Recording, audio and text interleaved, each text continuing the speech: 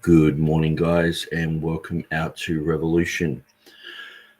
So this is part 2 of examining textual oddities of the Textus Receptus tradition in 1 John by Timothy Decker. So Timothy Decker has written 4 articles so far on the Covenant Baptist Theological Seminary website. I guess this is a type of blog. And the first 2 articles that we went through yesterday were mostly just to do with print issues. So sometimes he was talking about the rough breathing or smooth breathing, and other times looking at certain printed problems that have occurred with TR editions. And so one thing that I have learned going through this, now I'll just explain this to you. So one of the best places to go to for a list of Textus Receptus editions done by Beezer is Jan Kranz's blog. So I'll throw this in the mix there, so anyone who wants to check that out can. Now, obviously, I'm in disagreement with Jan Kranz on his textual position, but he has written a book about Erasmus and Beezer. I've gone through that book also. Now, he has listed major editions here, but then he's got other editions. And so there are also some minor editions. Now, with the other editions, you're looking at like Tremelius's Syriac New Testament, with Beezer's Greek. So this is like a parallel Syriac Greek, and it's got Latin translation of that. And so you can go through and you can look at all these. So he's got links to them all. It's very helpful if you're doing a study on it. So what I have done on my website, say with Matthew 1:1, now he's actually done this for Stephanus. So he's got Stephanus's 4 editions, and all of these links here are pretty much stuff that I've gotten from his blog, and also the 5 editions of Erasmus. And so you can go to the Erara site and a bunch of others. Actually, I'm not sure if he's done Erasmus. He might have, but he's definitely done Stephanus and Beezer. So what I've done, I've put it into categories of 1, 2, 3, 4, 5, the 5 editions. The first one being the Latin edition, and that was it's counted as his first major edition. Excuse me. And so that's counted as his first major edition in 1556. Then in 1565, that was his first Greek edition. And so, but that's counted as his second major edition. So sometimes it can get mixed up where people start counting from 1565. I actually asked ChatGPT about the Octavo editions this morning, and he gave me a whole bunch of numbers that were wrong. Sometimes ChatGPT can be really good on some things, but other details and facts, it just throws out some things. It doesn't want to just say, look, I don't know. Sometimes it says, I don't know, but and so then what I've sort of done in the past, because I've got like, say here, number 2, 1565, and then underneath it, I've got, this is a special copy with Beezer's handwritten notes on the preparation for the 3rd edition. This is a minor edition. Another minor edition. This is Tremelius, the Syriac. And going through the years, what I have assumed, that these were just editions of the 1565 with maybe like a Latin parallel, or it's in an Octavo edition. Octavo just sort of meaning it's in a smaller font, a smaller hand, a pocket Bible sort of thing. But what I'm realizing is sometimes, like say the 1590 edition, it has some updates, but not others. And so that's something I've really got to check, because what I've done is most of the time I only just go through the main editions, the 5 editions, and I sort of ignore all of these because you're sort of getting into all the clutter. And so I'm usually just going through the 5 editions. Now, I may still be correct in that you have these 5 editions, but I just wanted to check this, say with the 1604 edition. Now, I just loaded this up, so I'm going to just check. I've got so many pages open that it's very embarrassing. Where are we? Okay, that's our main one. So we have this one here. Now, that is not it. Now, where did I put that other page? Here we go. No, that's not it either. I did have it lined up. There it is. Yes. Or is that it? Yes, it is. So this is the 1604. Now, I'll just prove this. I'll go back. 1604. Here we go. So this is Novum Jesu Christi Testamentum, Volume 2. So on my website, I only link to Volume 1 for some reason. This is Volume 2, which has the other part of Revelation. It's by Theodore Beza, published in 1604. So what we're going to do is we're going to examine some of the readings here. Now, we know that, say, Revelation 16:5 was amended in the 1582 edition. Now, I looked at some of the other Octavo editions, and that was changed. So let's just zoom up to, whoops, I went a bit far. Chapter 16.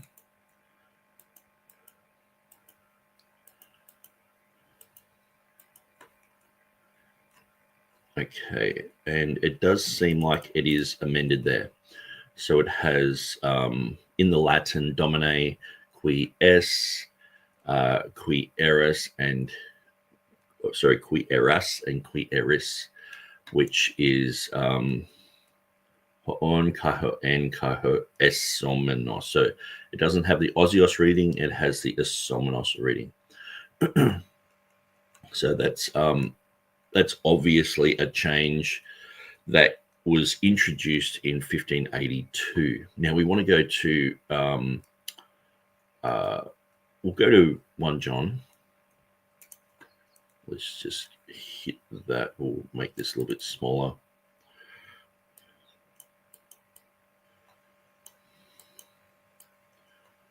Still in Revelation there.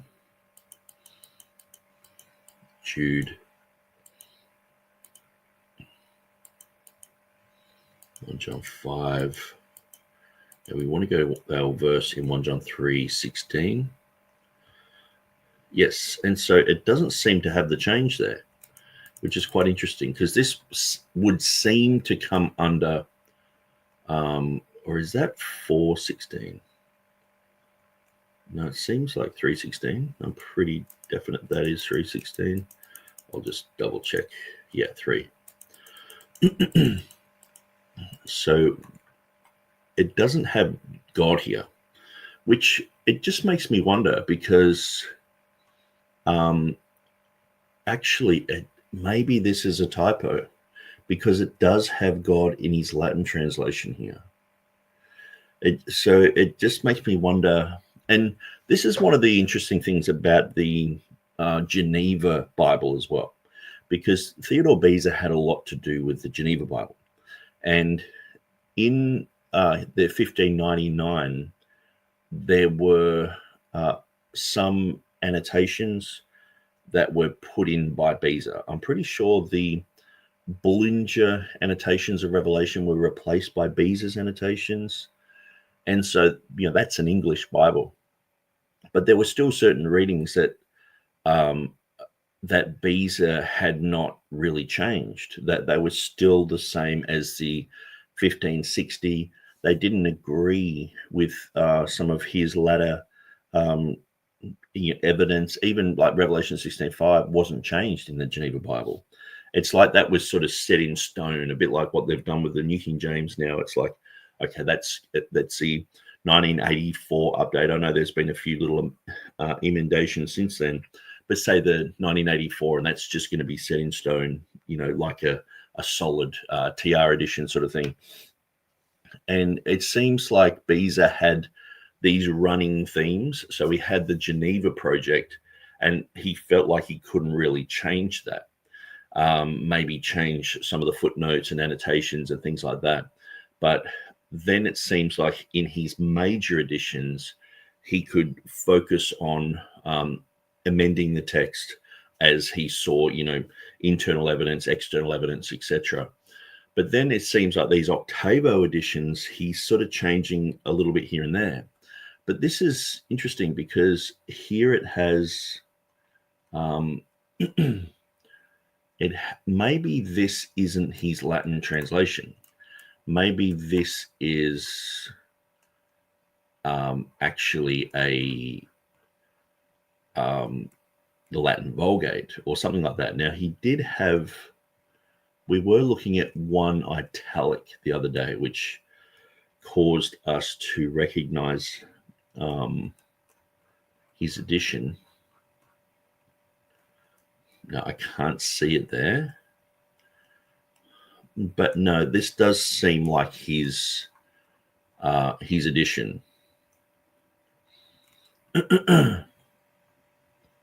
And so, yeah, I guess in a way I've got to educate myself a little bit more on the Octavo editions because I've sort of seen them as unimportant. I guess in a way they could still be unimportant because the 1598 text is what was followed by the King James translators, and that's usually been something that I've said for 20 years. And I've also sort of said, well, they did, the King James translators did their own textual criticism. There's a few places here and there where I've assumed that there's about 20 translatable differences. Scrivener said there's about 190. I think about 170 of those are just phonetic, or that they're inconsequential to a translation. So, but perhaps there is a little bit of information in these Octavo editions. And as you can probably see with me looking at, say, Matthew 1 here, like I haven't even got the readings like written out. I've just got the main reading in Greek. Okay, I've got the 67 reading here, but you wouldn't really see much of a change like in, say, Matthew 1:1. Even in the whole chapter of Matthew, Matthew 1, you've probably got very little change. But anyway, it sparked some thought in my mind.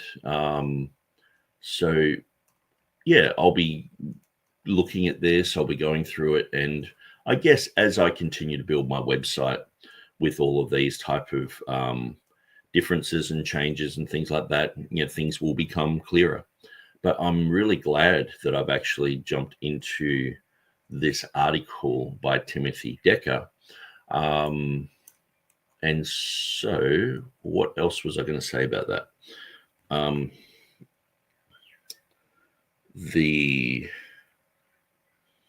Okay, let's have a quick look. Now, I did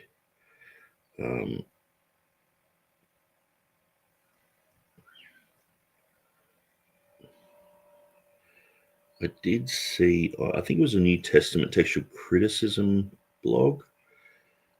Yes, and Timothy commented on that. And he said that today is day 82 of waiting for a heart transplant. So I prayed yesterday. I'm sort of the belief that if I prayed, I'm just going to leave it. I don't pray. It's like, okay, let's just pray, and that's it. We're going to believe in faith. We're not just going to believe in hope, and hope that it happens. We've got faith that God will answer our prayer. So will believe for that.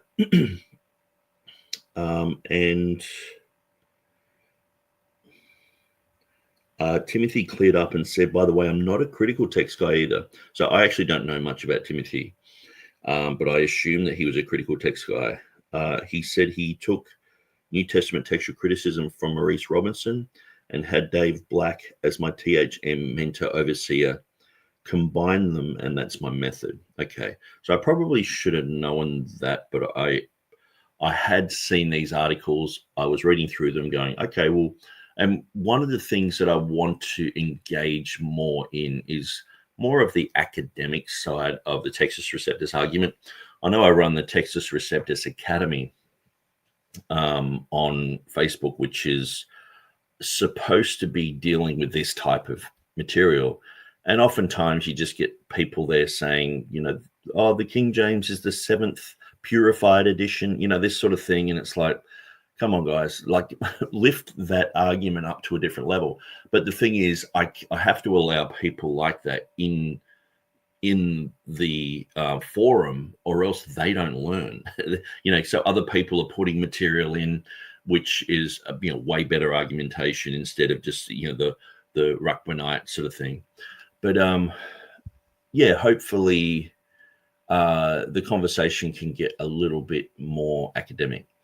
And this is the area which I love delving into, because I find you get right down to the nitty gritty. You find out things that that really do help, instead of just vague, you know, someone just, you know, sprouting something, or, you know, there's so many really low-brow arguments for the King James and for the Textus Receptus.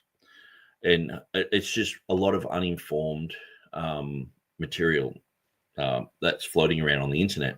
But the thing is, too, most of the people who are defending the King James Textus Receptus are just lay people.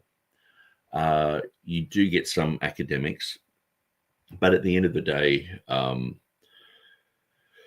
people who would have a nuanced position, like a majority text position or even a critical text position, usually they have to know their argumentation. So I usually liken it to, say, if someone is a Jehovah's Witness, they are going to promote, you know, their Watchtower material, okay, jw.org. They're just going to parrot that. And so someone from a TR side is going to parrot their stuff. Someone from majority text side, they're going to parrot their stuff. Critical text side. And I think the thing is, usually on the critical text side, what has happened, because it's come from academia, it hasn't been like a movement of the people, where when you look at, say, like the King James, most of those readings were already in the Geneva, already in the bishops, and they were just sort of polished a little bit. Where when you look at, say, the Westcott and Hort type of text, it's sort of happening behind closed doors. It's a bit cloak and dagger sort of thing. It's you know, Tischendorf and Luckman, and then Westcott and Hort, and then they've gone, hey, we're going to just update the King James, and the population's like, cool, yeah, that'll be easier to read.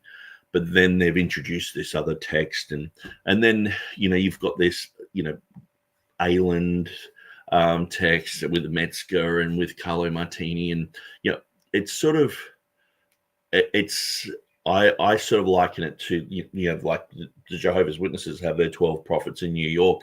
You don't know what happens behind closed doors most of the time. It's sort of a bit like that, and it's trickling down to the people, where I find it's almost the opposite with the King James, because it was completely spread everywhere. Most people were using this, or pretty much everyone was.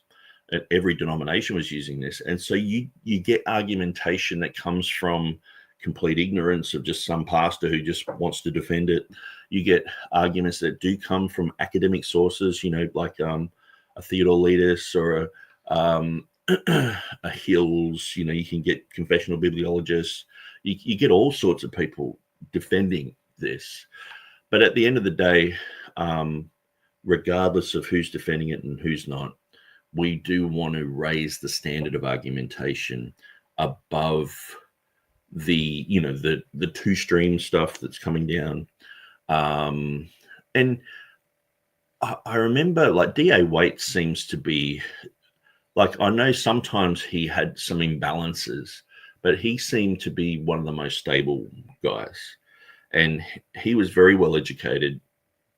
I don't think he ever pushed that two-stream thing. Maybe I'm wrong. But there's always been something in the back of my mind saying the two-stream argument is wrong. But perhaps I've heard that in like the last 10 years, and I've just sort of erased that from my mind. But anyway, I want to continue on with this now. I went for nearly 5 hours yesterday, so I've already gone for 23 minutes. And I understand if someone has started to listen to this, you probably best to put me on, 1.25 or 1.5 to listen through this, because I do go through a lot of detail and it is a reaction video. So I haven't gone and just done all the study and I'm telling you my conclusions. I'm going, wow, that's interesting. Which way do I go now? And so these last two articles by Timothy Decker are about textual criticism. And so they're going to be a little bit more detailed than just print errors, because it might go into theology. It might go into, well, the TR's got this problem here and all the rest of it. And so there are some more academic argumentation blogs, videos coming out. And I'm glad for that, because just dealing with people who just say, oh, the King James is full of error, the King James, Erasmus slipped on a banana peel sort of thing. It can get tiring. And I guess in a way I've looked at someone like Jan Kranz, read through his material and sort of seen a lot of that. And I'm actually appreciating Timothy Decker's articles, because they've made me rethink some things, even though I haven't seen anything that I would go, okay, well, that's rocking my boat or anything like that.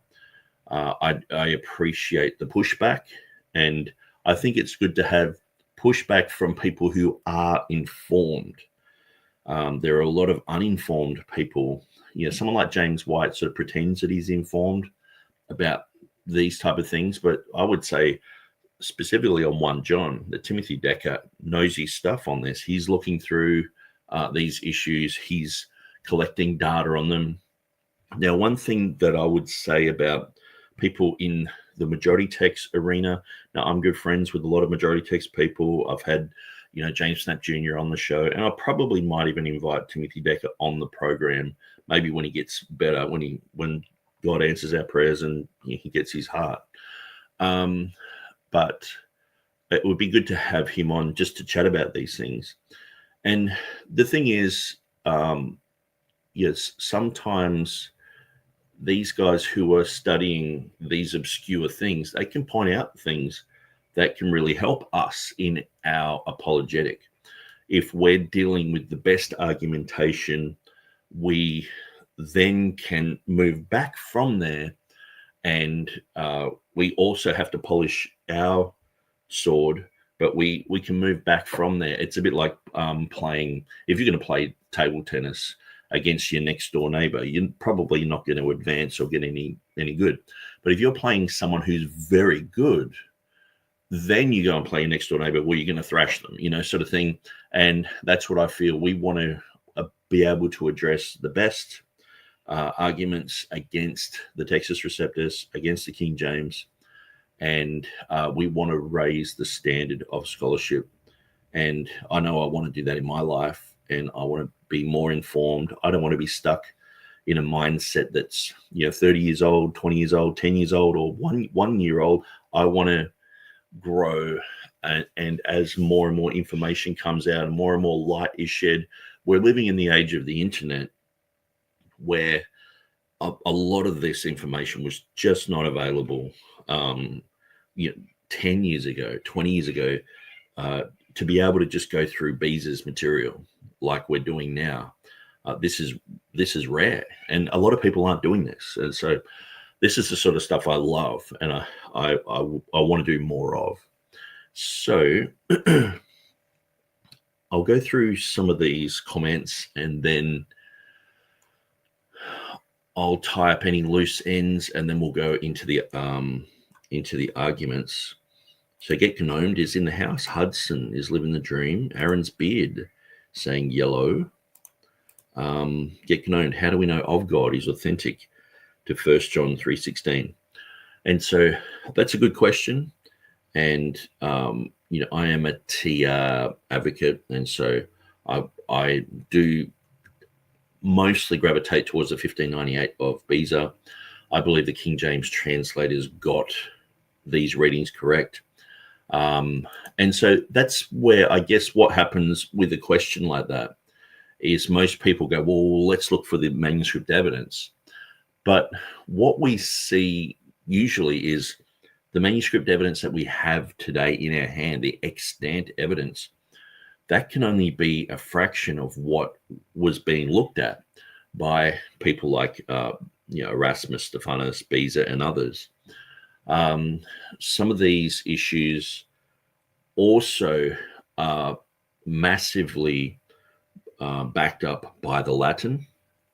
And so sometimes you can see corruption of anyone trying to, because this 1 John, I think I might have said 1 Timothy before, 1 John 3:16, the verse there is to do with the deity of Christ. So this could have been amended. Like what we see, people like Jerome, he was saying that even in the Septuagint of his day, there were many verses that were changed that would diminish the deity of Christ in the Old Testament. And so, when we see allusions of Jesus, and we see allusions of the Father and the Son being Jehovah, this type of thing, those verses were changed and amended in the Septuagint of his day. And so this is a constant battle. But the thing is, God has promised to preserve his word. And so it's just a matter of finding out where he has preserved his word. And so one thing that I find with, and I was going to say this before, this is why I mentioned Dwayne Green, James Snap Jr. and others. What I find with the majority text position and why I don't really follow it is I find it sort of gravitates towards the Textus Receptus, but then what's applied is the anecdotes of textual criticism. So say someone like Maurice Robinson, nice guy, he defends the Principe Adulterae, the last 12 verses of Mark.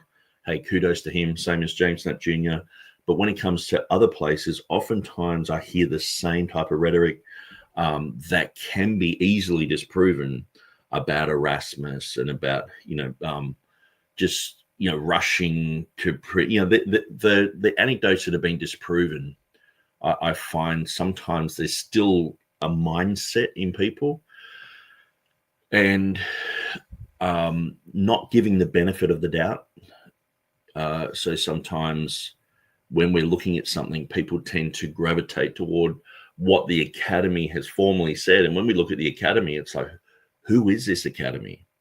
And oftentimes we're neglecting to recognize that, the Bible societies were basically overtaken by Unitarians and Catholics and a whole bunch of other people who had all different types of ideas. And so sometimes we can be going, well, the consensus is, or what really Erasmus really meant to say here. And that type of rumor can go on for 50 years until it's just parroted by everyone. And so then when we go to a text, these type of shadows go over our thinking.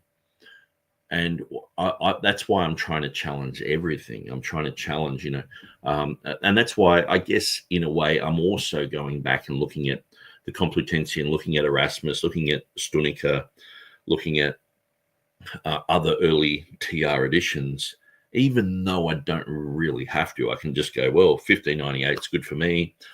The King James is 99.99% Beza's text. The other 20 places, they were qualified. They just amended a few little bits here and there. And that's good enough for me. That answers it for my conscience. But I know for some other people, they want to go right into all these other details. But what I find is people tend to overshadow the King James because Erasmus did this. But then there's these whole large shadows, like, say, Codex Britannicus is Codex Montfortianus, where I'm like, I can't see that. I can't see how Erasmus would write out in Greek the reading of the Comma Johanneum, but get it wrong. And Codex Montfortianus doesn't match it, what he says. So obviously Codex Montfortianus and Codex Britannicus are different. They're different texts. But that it's sort of like, well, that argument's settled, so let's just move on. And so it's just a shadow that goes over everyone's thinking. The whole concept of the last 12 verses of, the last 6 verses of Revelation being missing, and Erasmus lying about this and saying that he spotted homoioteiton in Revelation 22:19. We must be lying about that because it didn't exist in this manuscript that Delitzsch found in like 1850 or 1860. And he's like, well, this is the one that Erasmus used. And it's like, well, is it? And then everyone's like, oh, Erasmus departs from the text this many times, and they're examining this and they're doing all this homework on that. And I'm like, it makes more sense to go, it's not the manuscript. And I think these are things that are not usually questioned. And I'm trying to question everything. And I guess I'm just going along, turning every boat upside down in the harbor and going, well, let's see, whatever floats, floats, whatever doesn't. I've already worked out my own personal position when it comes to something like 1 John 3:16. I'm like, okay, well, I'm probably putting my faith in scholarship of Beza, people like Lancelot Andrews and John Boyce and other King James translators, other men of that era who know a lot more than me and who had access to different things that we all as a collective of Christians probably don't even know what they had access to. Like when I was looking at Revelation 16:5, it's like, oh, Beza had access to a manuscript, and no one has known that for a long time. In a sense where it hasn't been brought up, it's not something that's talked about. It's usually like, oh, it's a conjectural emendation. And I know Jan Kranz said, well, I noticed that, but I didn't want to bring it up in my book because I wasn't sure and all this sort of stuff. So, okay, he noticed it, but it has been pretty much 99.9% of all scholars are like, it doesn't exist anywhere in any manuscript. And then you just have to read the annotations of Beza, and it's like, oh, he said he had an ancient manuscript of good faith as the reading. And so I think we are quite illiterate when it comes to these issues. And I think we've got to humbly say that, where when I read through some of the scholarship, like I know my lack, but then I see other people where they're influenced by certain things. But anyway, I guess I'm just sort of throwing that out there. So let's, where are we going? Yes, so we were looking at we don't need to look at any of that anymore. We're going to go through this article. So I was looking at the comments. That's what I was doing. So BOCSM says Textus Receptus is correct, and I would agree with that. Kit Gnome says King James Version onlyism might be taken more seriously if the Ruckmanite Riplingerite types didn't stain the argument for the TRKJV. I think the thing is, at the end of the day, a lot of these people, I say Ruckman, Riplinger, and others, they're just apologists for the King James. And some of them say correct things at times. Some of them say wrong things at times. Just like anything else, when it comes to the rapture of the church, I listen to some people and I'm like, oh, you believe in a pre-trib rapture, which I believe in. but their argumentation is wrong, and I'm just like, no, that's wrong. That doesn't make any sense. But to them, it makes sense, and they're thumping the table, and they're pushing their material forward. But it doesn't mean that I should feel some sort of shame or guilt or anything because of what I believe. And this is what I find with the whole smearing thing, with the King James only label.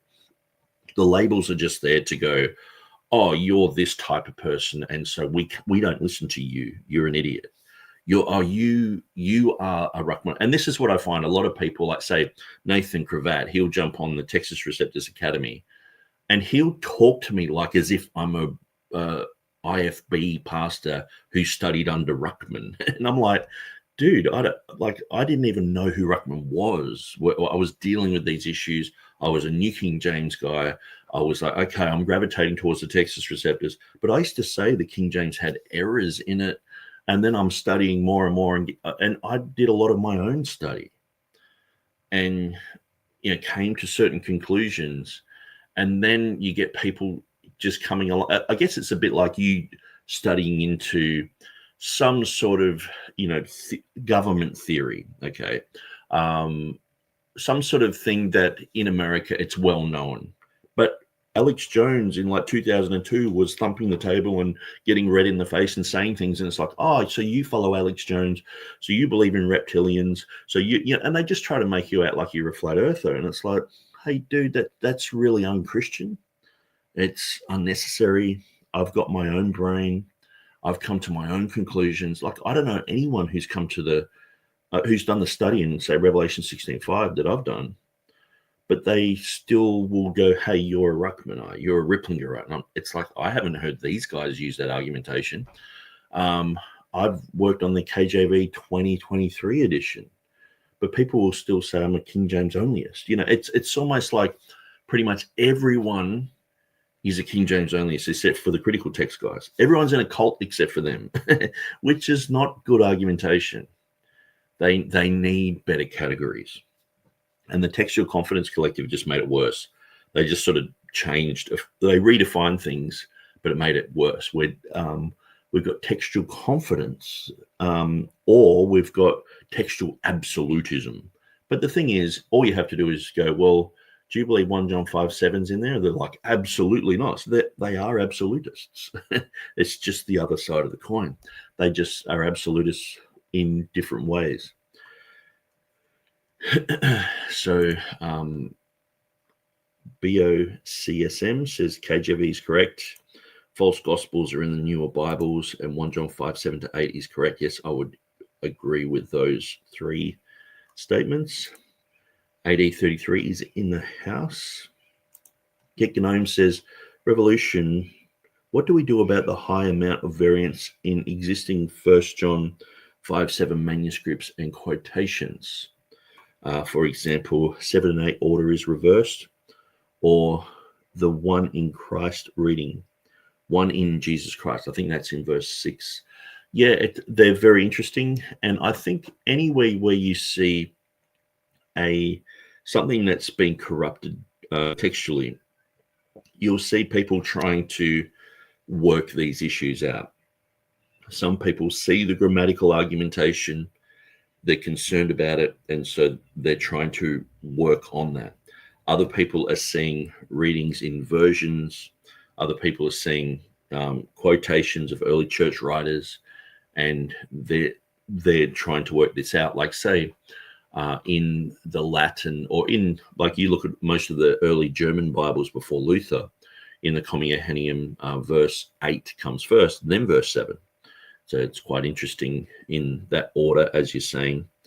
And I guess this is where, you and me, we're looking at this, and we're looking at what people have done.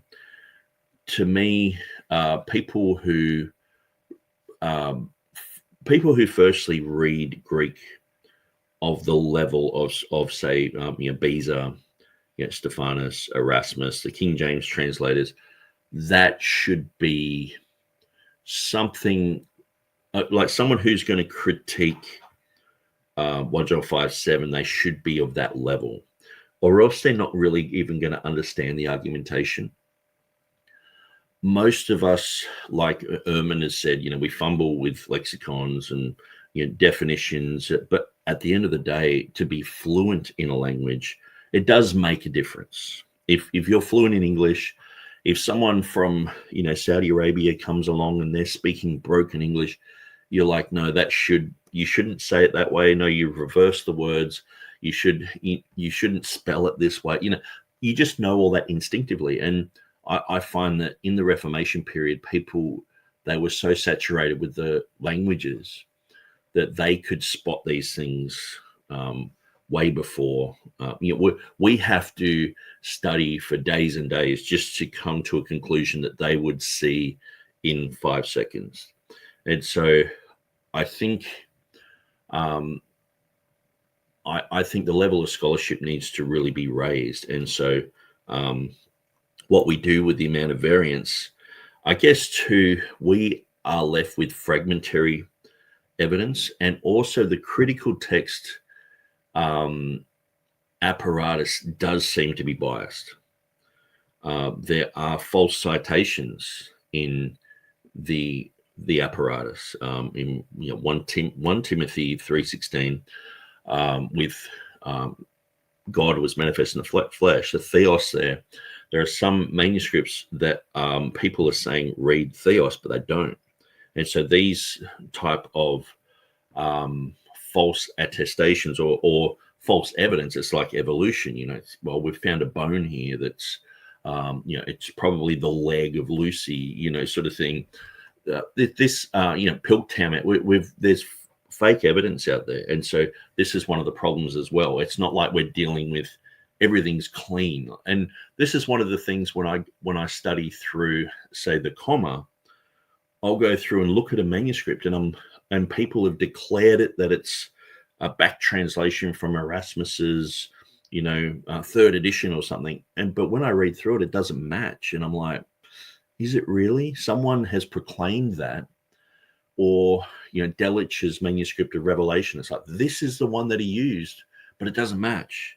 And I'm like, it's just not making any sense to me, and they're huge issues, because then someone goes, well, Erasmus just back translated from the Latin all the way through Revelation. But it seems so strange that he wouldn't do it at 1 John 5:7 and just go, well, it's in the Latin. It's in 90% of the Latin. Let's just back translate it. And also the thing is too, people aren't looking at the Latin in a correct way. Someone like Scrivener will just go, well, the King James translators use the Latin, but when you look at it, it's usually like names like Beelzebub or Beelzebul. It's like, hey, sure, the Greek is Beelzebul, but Beelzebub, that became an English word. So we have certain names like, James and Peter, like things have been anglicized, and sometimes Latin had a huge influence on that. So we don't just go, well, we have to mold it into something else or transliterate it. We just say Beelzebub because that's what everyone understood at the time, and that was one of the rules of translation. So sometimes too, people are making accusations that everyone's going back to the Latin all the time, but then people are on the flip side demonizing the Latin so badly on both sides. It's like, well, Latin is Catholic sort of thing. Well, Latin was fine. Most of these guys, Erasmus, Beza, that they did parallel Latin editions. Elijah Hutter, in his 12-language edition, Dodecaglot, he had Latin in there and many other languages. And so they weren't afraid to look at Latin. But now it seems like if there's a tiny bit of residue of Latin, it's like, oh, that's Roman Catholic or something like that, And so I sort of feel that the whole science of textual criticism is so out of whack, with only just focusing on the Greek, only extant manuscripts, not really examining the footnotes of Beza. And that's why I'm actually enjoying doing this, because Timothy Decker is going through footnotes, even though I'm disagreeing with some of his conclusions. I don't think that he's I don't think he's doing such a bad job. I think he's actually, like, if this was written by a TR guy and just some of the conclusions were a little bit less anti, it would just be good information, you know. And there are people on the Textus Receptus Academy, like Christopher Yetzer, many other people who do this type of study and pretty much have all the same material, but then we'll just say, yeah, well, this is probably what, and just sort of give the benefit of the doubt in these places. So, yeah, Get Gnome says, kind of odd how Protestant apologists like James White hold to the beliefs of the reformers while also rejecting the Bibles as inferior. It is interesting because you've got people who are so strong with creeds and this type of thing and statements of faith that were made in this era. But then when you go to their proof texts, 1 John 5:7 or 1 Timothy 3:16, but then James White will go, well, I agree with 1 Timothy 3:16. He should read God. And it's like, well, why are you against everyone else there? And they'll reference, the last 12 verses of Mark. They'll reference the woman caught in adultery. How can you read through a statement of faith and these proof texts are completely changed to mean something else, and then stand in front of a Muslim? And this is one of the things too that I've found. Usually when we're arguing against apologists for the critical text, they will just bring up Islam and their text. And it's like, well, what's that got to do with it? I mean, it's chalk and cheese. And it's like, well, our text is better, sort of putting all the Bible text together and saying, see, we have a more stable text than them. It's like, we're better than those guys over there. It's like, okay, well, let's talk about us guys here and the debate that we're talking about. But I do find this quite an odd thing. It's like you're doing a TR debate or a TR sort of seminar, and the pushback is, or the defense for the critical text is, look at Islam, look at these other religions. They don't have a faithful text like we do. And it's like, let's look in-house, So yeah, it does amaze me that people call themselves reformed and all the rest of it, but don't follow the text of the reformers. It quite, like, how can you read through Calvin and not be in agreement with the basic concepts that Calvin is talking about? So speaking of Calvin, here's Calvin tried with fire. He says, because it wasn't there 10 to 20 years ago, is the reason I'm here, brother. Okay, very good. And amen at BOCSM.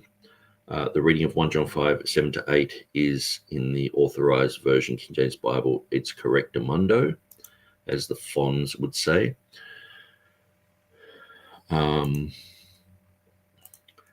Get Gnome says, Revolution, if you're interested, I could send some early Latin manuscripts which attest to the comma that you can put on your website. Yeah, that would be really good. I do have people sending me stuff all the time. Sometimes I'm just so busy that it might be a month goes by and I'm like, oh, that's right, I've got to focus on this. Or I start doing more comma stuff and I go through my emails and capture that and put it on my website. But yeah, if you've got any info, that would be fantastic.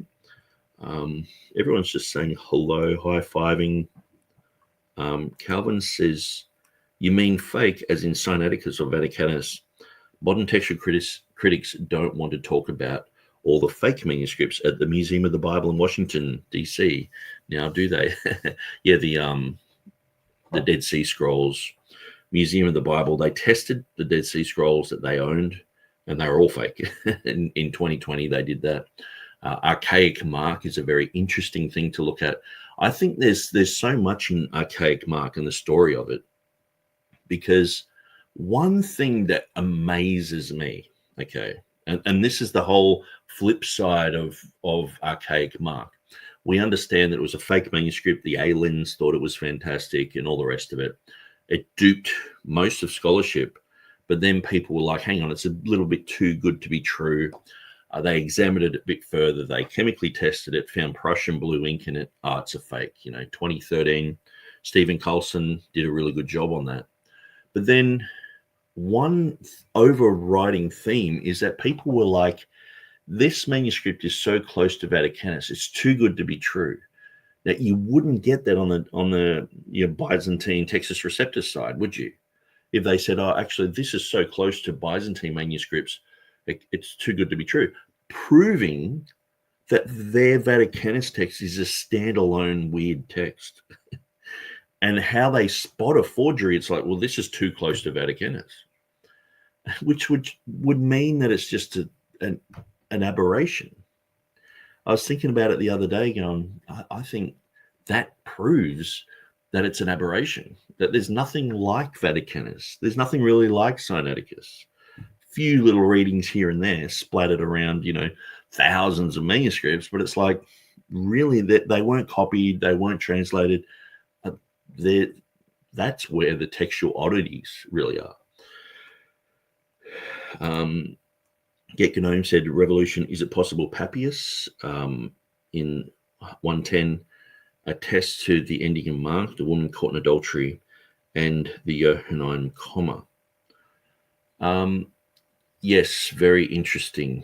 There is a lot of attestation. I mean, the capitula is probably one of the best evidences for the woman caught in adultery story. So the capitula is the Latin headings, and so it is in the Latin headings. So it basically says this is a story of the woman caught in adultery in John chapter 7 and 8. So it's there is early attestation, but it just seems like people don't want to listen. The main work against the woman caught in adultery is To Cast the First Stone by Tommy Wasserman and Jennifer Knust. I think that these guys have a barrow to push. I think Jennifer Knust is like Bart Ehrman, but in a dress. Probably worse than Bart Ehrman. Bart Ehrman is more orthodox than her.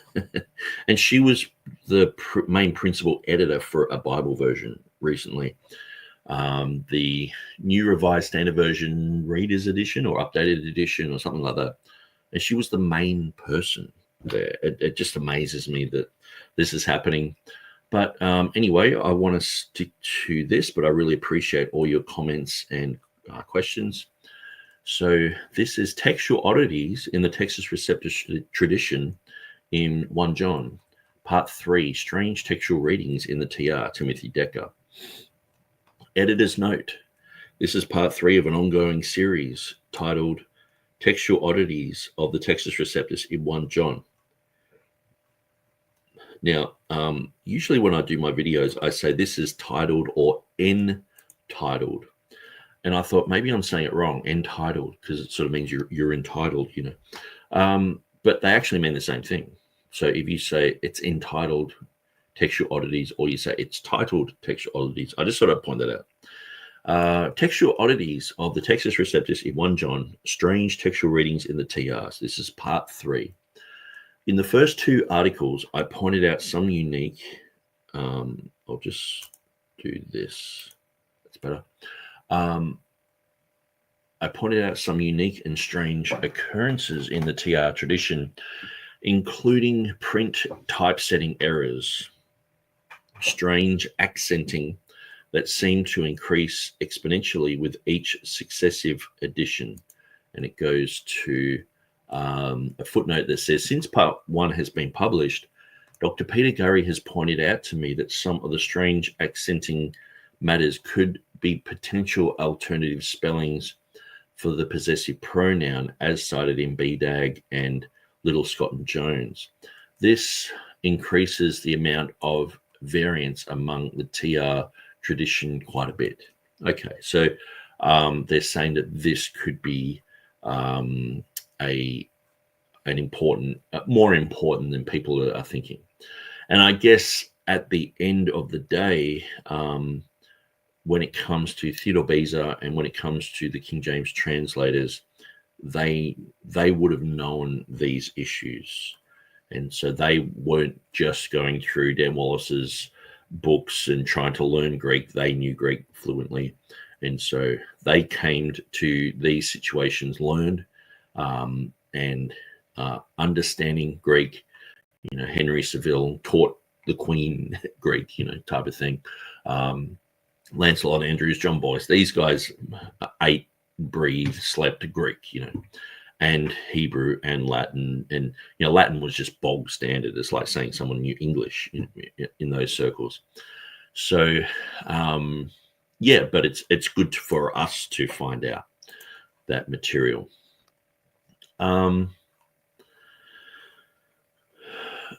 Nearly unique readings in Scrivener's 1881 Textus Receptus, and the instability of the Textus Receptus tradition itself at 1 John.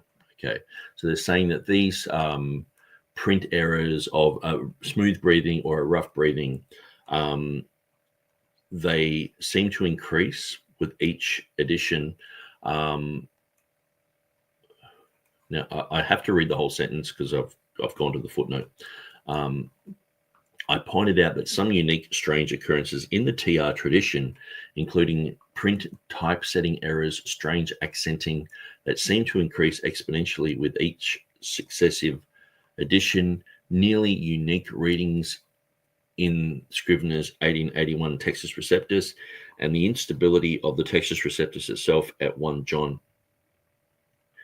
And so that's where, Scrivener, he amended things according to the standard of his day. And he mentions that in his preface, and I do have that in front of me here, which I will quickly zip up to his preface.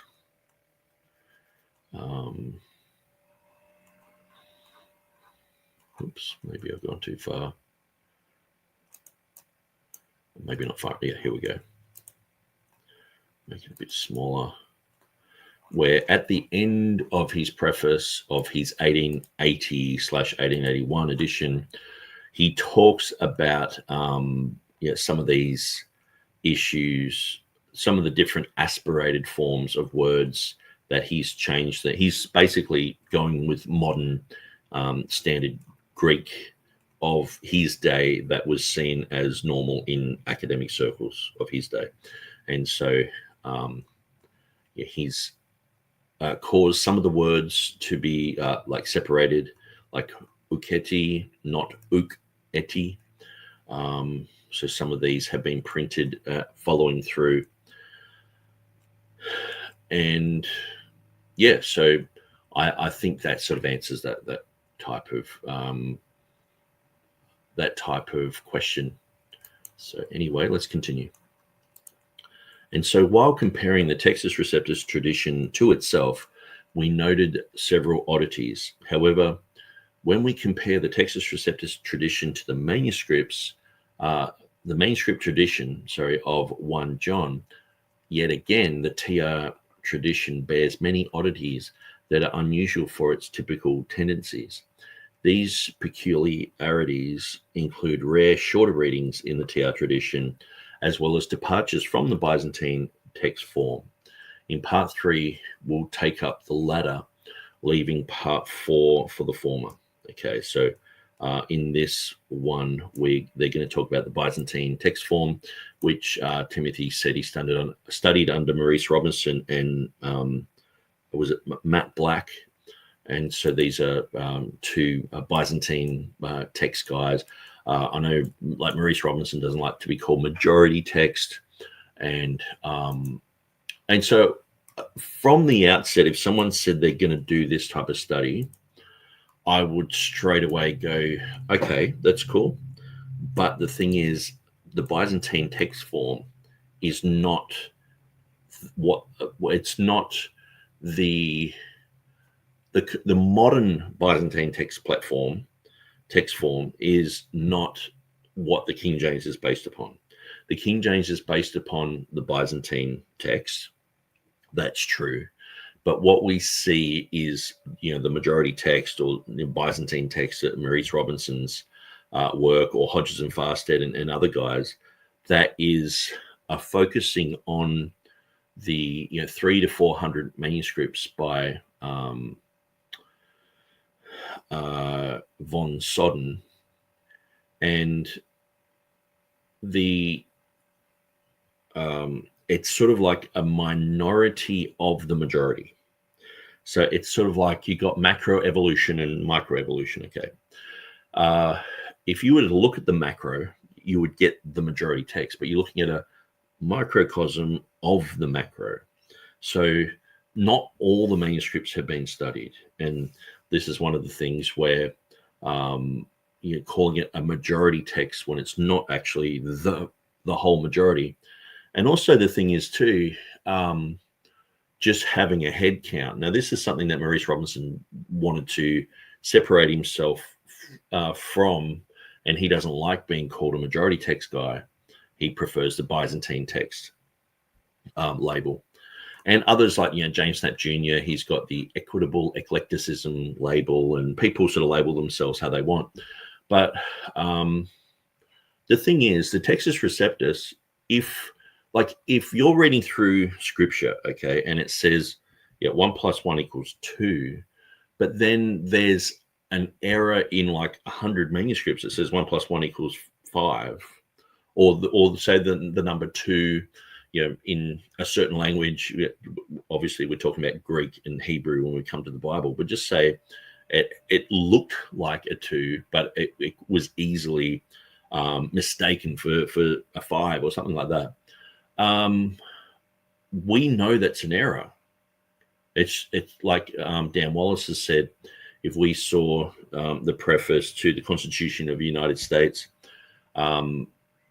if we saw it said, we the people of the United States, in order to form a more perfect onion instead of union, we would know instinctively, well, it should say union. So there are, and majority text and Byzantine text advocates accept that can happen. Okay. So they understand that homoietoiton can happen, homoiarchton can happen, similar endings, similar beginnings. They can cause people to have issues of parablepsis, where they skip a line, they make mistakes. And so this is acknowledged, but when someone like Erasmus or Beza does this, it's like, where's all the manuscript evidence for this? And it's like, well, this could have been an early issue that's crept in. It's a bit like sometimes we go with a fine tooth comb through the King James, and we're like, oh, this one little word here in the corner of Job somewhere, it's like, hey, hang on, that was spelt this way, where it's not in uniformity with these other words, sort of thing. And so you can get things that are just constantly copied through the years. And you can get things that even people who are majority text, Byzantine text guys, they can turn around and go, well, actually, I accept Acts chapter 8, verse 37, the confession of salvation before the Ethiopian eunuch gets baptized. I said James Knapp Jr., he would follow that reading, but it's only got 15% manuscript attestation. So obviously someone has dropped that out. And then are we only just looking at Greek? So this is one of the things. The Textus Receptus was the Greek primarily, and obviously Erasmus, he wouldn't even put the comma in if he didn't have Greek. It's in 90% of the Latin. He knew that. He could easily just back translate from the Latin, but he didn't do that. The only place he's ever said he did it was in Revelation 22:19. And I believe him. I don't believe the other stuff that he just back translating from the Latin all the way through Revelation or wherever he wanted in the Bible. That comes later with Franz Delitzsch finding the manuscript that Erasmus used, apparently, which doesn't match up. It doesn't make any sense. And so the issue with the Latin was seen as secondary. So that primarily you had the Greek. Latin was secondary, but also they were guided by the writings of the early church. So when you look at the heading of, say, Erasmus's edition, now I might actually have one of Erasmus's editions open here. so I don't have to destroy my bandwidth. Yeah, here we go. Here's one of Erasmus's editions on the Erara. So I was just looking through some of the annotations here at 1 John 3. But if we go to his main text, now this is the 1535. It might actually have a different heading than his Novum Instrumentum, the first edition. Maybe not. Yeah, I think it actually does. So we'll go to, I'll shut that one down and I'll open up one of Beza's earlier ones. Now I just want to sort of prove a point here. Let's look at this. Now, I'm no Latin expert, but correct me if I'm wrong, but he is saying that he is looking at Origen, Chrysostom, Cyril, Vulgari, Jerome, Cyprian. He's looking at all these early church writers and looking at citations. So basically the Textus Receptus, it has strong Greek and Latin roots. Okay. The Greek corrects the Latin. The Latin polishes the Greek, because one of the things is just as much as textual variants entered into the Latin, and Erasmus clearly pointed that out and wanted to amend the Latin. How was he doing that? Well, by looking at the Greek and looking at the early church writers and what they wrote about that, which makes perfect sense. But then you look at the Greek, and sometimes it's like, well, no, the manuscripts say this, that's it. We're just going to stick with that. But the problem is the Greeks also have the Septuagint, which they say is, overrides the Hebrew and all the rest of it, or some do. And that's got lots of errors. I mean, just look at Jeremiah. It's like a third shorter. There's lots of problems with the Septuagint in many, many places. So that corruption has happened in their Septuagint. Then you look at things like the Apocrypha and extra biblical works that they've sometimes deemed as canonical, and that there's problems with that too. So to just think that the New Testament wasn't affected by either variants or influence from the Old Testament Septuagint, or from apocryphal type of books and things like that, we've just got to go, okay, well, if that can happen in the Latin, then surely it's going to happen in the Greek as well. And so how would you correct the Greek? Well, you would look at other things, like you'd look at the early church writers, you would look at the Latin, and that's exactly what happened in the TR tradition. And so you have three in the closed class of witnesses.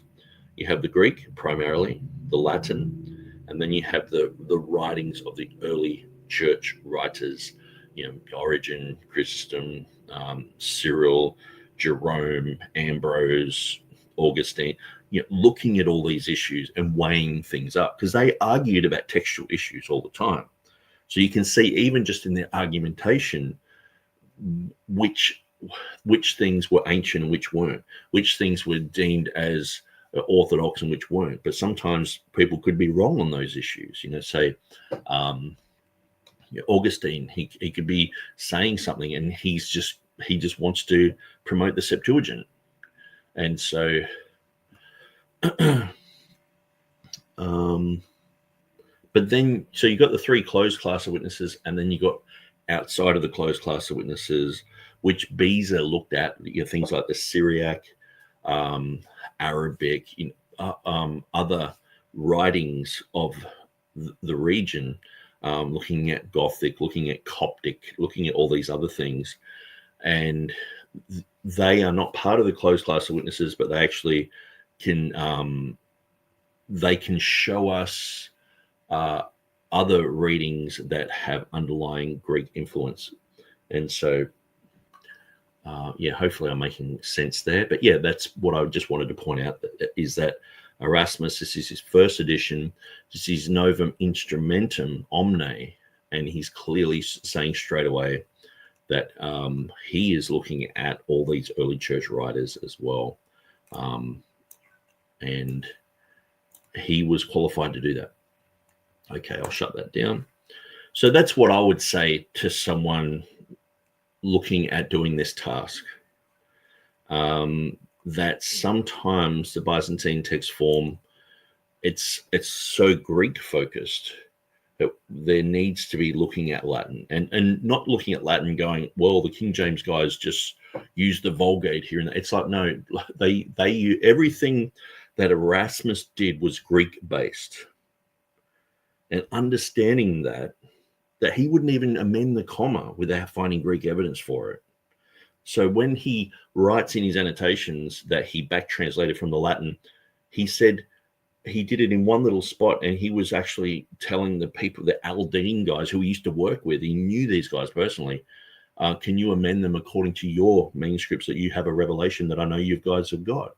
So he's obviously seen these manuscripts in Venice, and he's like, can you guys amend this? Or and that note was never put into any other edition, so it was fixed. And so anyway, I think there's a lot of overshadowing anecdotes that can cause people to think in a certain way, when we've just got to clear the clutter out of our mind of all that, and just have a fresh slate and go through it without these type of strange and weird anecdotes about Erasmus and Beza and others. So TR departures from the Byzantine. According to the forthcoming Robertson-Pierpont Byzantine text 2024 with apparatus, the TR departs from the Byzantine text form a total of 15 places in 1 John. Okay. I was expecting more, but that's okay. That's very interesting. Let's go to this footnote. Footnote 2. Not included in this currently unpublished apparatus would be the places where the TR cleans up the Greek. Okay, where it cleans up the Greek. Usually the TR departs from the Byzantine when it is correcting the Greek spelling by adding more proper endings to words. For example, 1 John 1:5, and the second occurrence of esti in the Textus Receptus rather than the Byzantine text estin. Okay, so it's got the movable nu issue. Okay.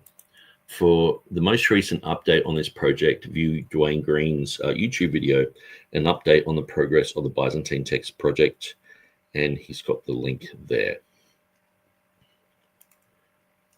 Okay, so Erasmus and the rest of the TR tradition primarily made use of a few Byzantine minuscules.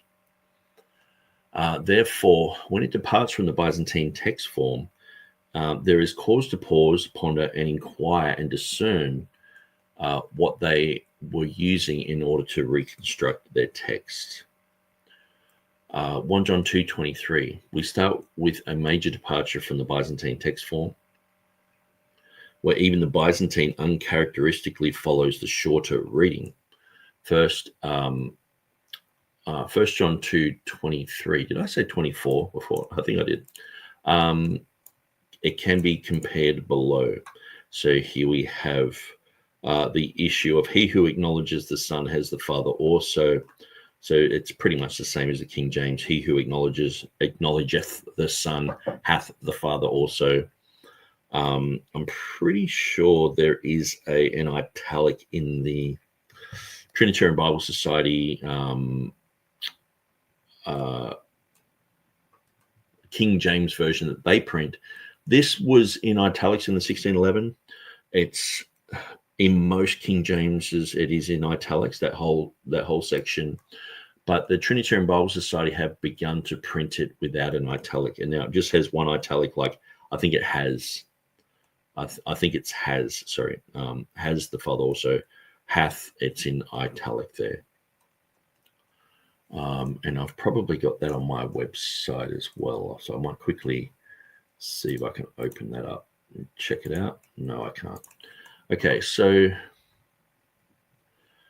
the Byzantine text has this shorter reading that tends to agree with the modern Bibles. Anyone who denies the Son does not have the Father either. Okay, so the longer reading is almost certainly original. Okay, so he's agreeing with the Textus Receptus there. Although the majority of Byzantine manuscripts render the shorter reading, the text and text word lists 402 that omit the clause. Over 100 manuscripts included, most of them also being of Byzantine origin.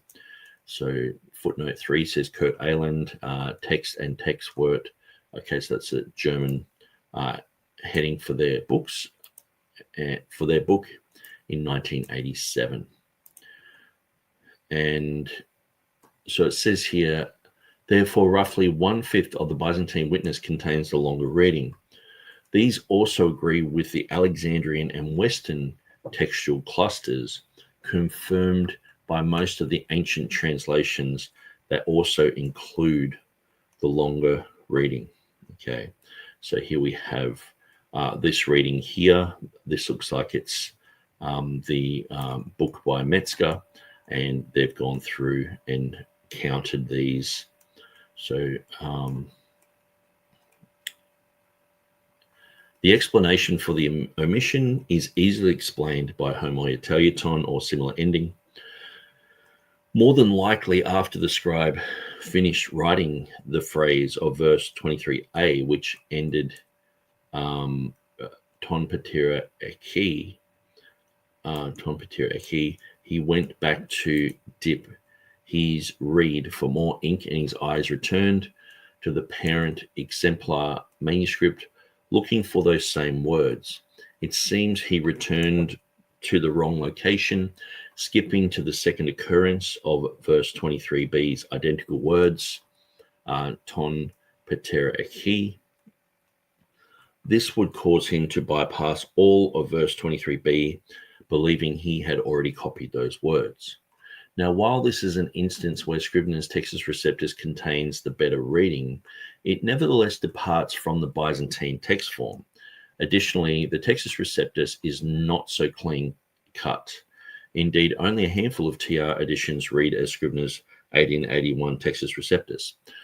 Collinnaeus, 1534, Beza in his 1588, 1598, Beza in his Octavo, 1590 and 1604. And here's a footnote for all that. The Beza edition also follows the longer reading, but with a slightly different word order. Beza comments that there were, to his knowledge, 4 Greek manuscripts that contain the longer reading, along with the Latin and Syriac translations. Okay, so Beza had 4 manuscripts with this reading, and so now they've got like something like 100 manuscripts that back up that reading. And so the vast majority of TR editions in this tradition, including some of the very notable editions, allow the shorter Byzantine reading.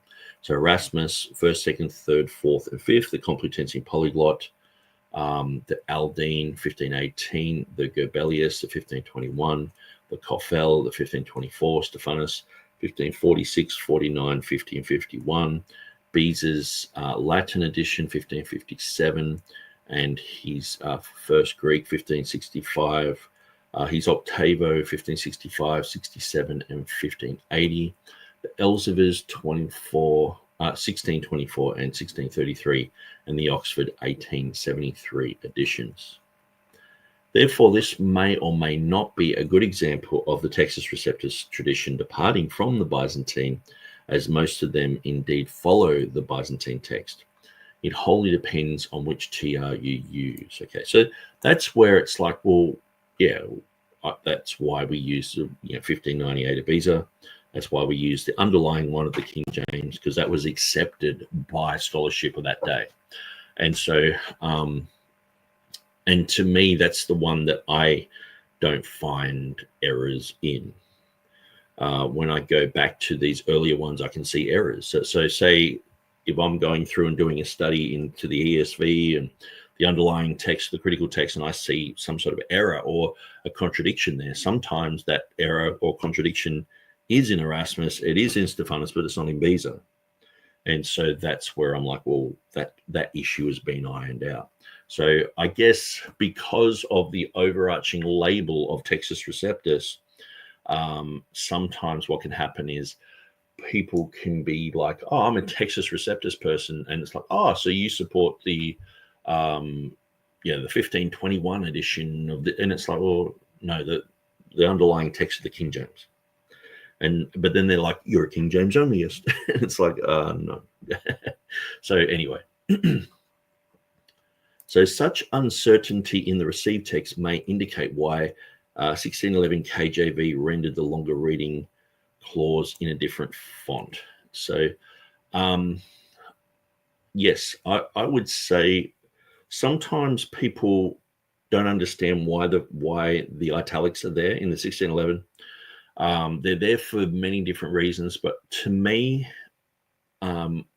putting myself into the shoes of the translators, they were concerned not with producing doubtful footnotes, but producing footnotes that edified and showed people that we have this reading.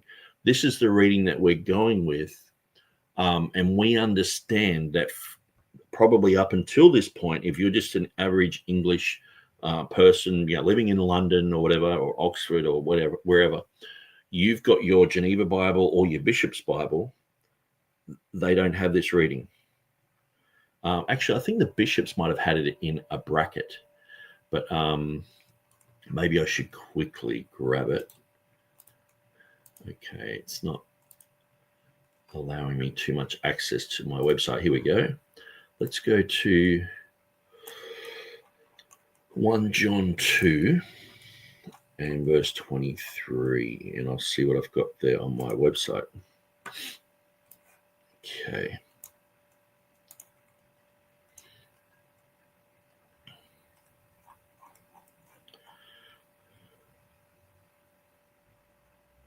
Yeah, so the Trinitarian Bible Society has but in italics, but they have printed it a wholly. Okay. So there's an article on KJV today, which is very interesting, talking about this issue.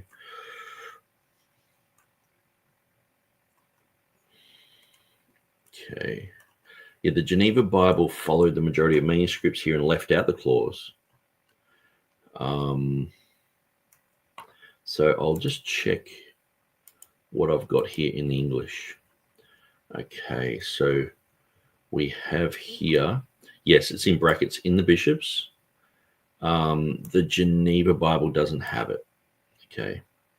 But the Bishops does have it, but in brackets. So the King James, so this is one of the reasons I think going through these issues for years and years and years, most of the time, the italics and the marginal notes are there to increase someone's faith, not to be.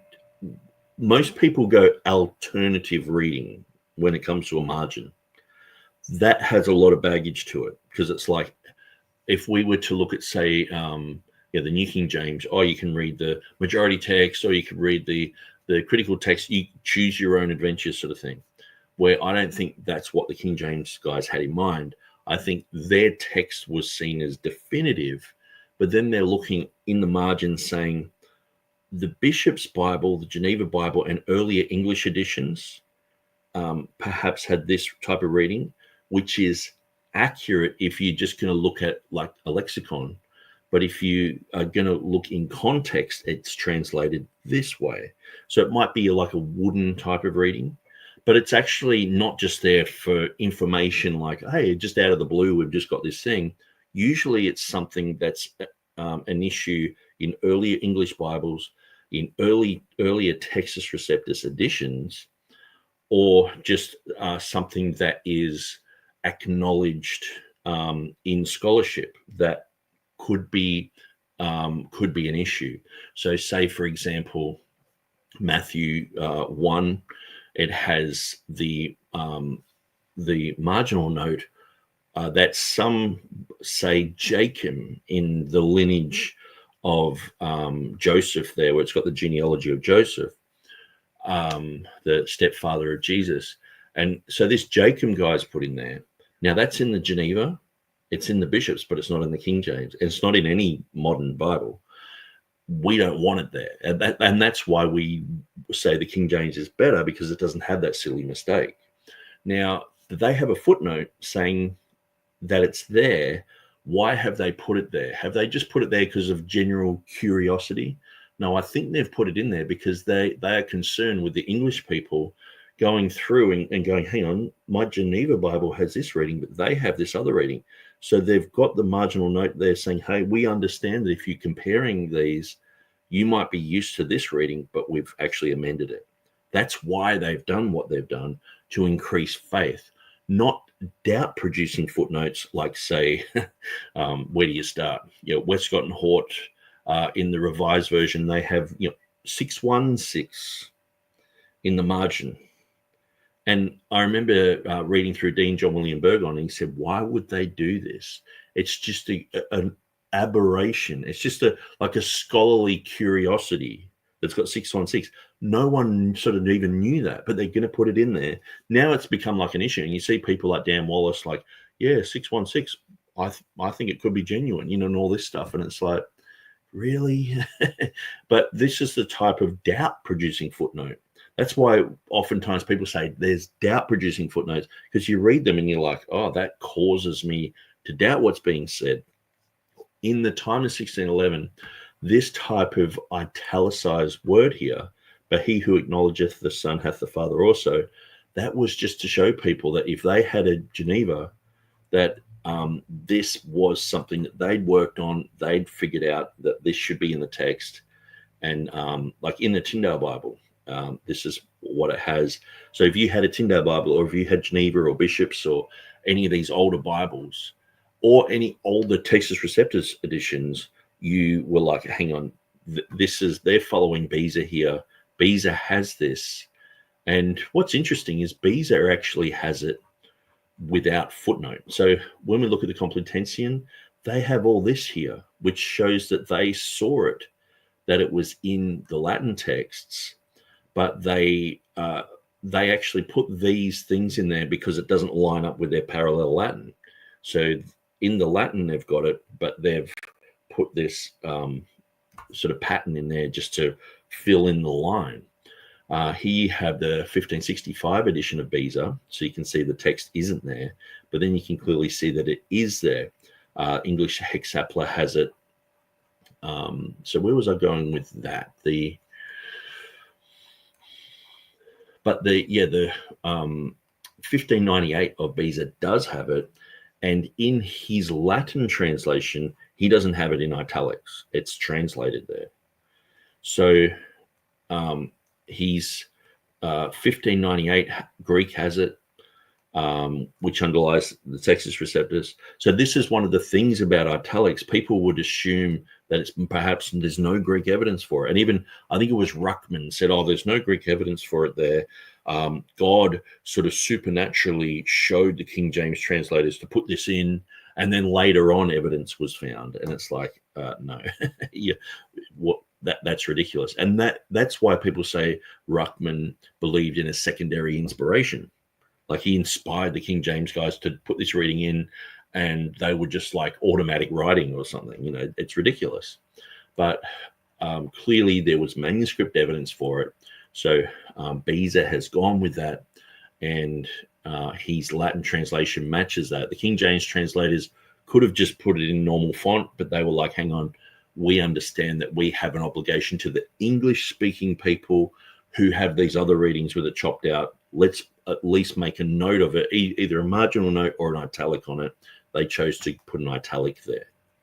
So to me, that's the best explanation for the italics there. So anyway, let's move on and we'll see what Timothy Decker says about this. So in a similar way, the Geneva included the longer reading in the margin. Okay, that's interesting. But the main text only included the shorter reading. Yes, so there we have it. Note the sign that indicates the marginal reading. and then over the margin and down 3 inches or so. But he that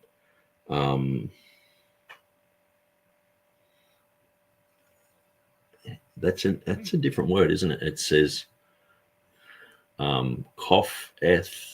confesseth. Okay. I was trying to read that. It's like confesseth.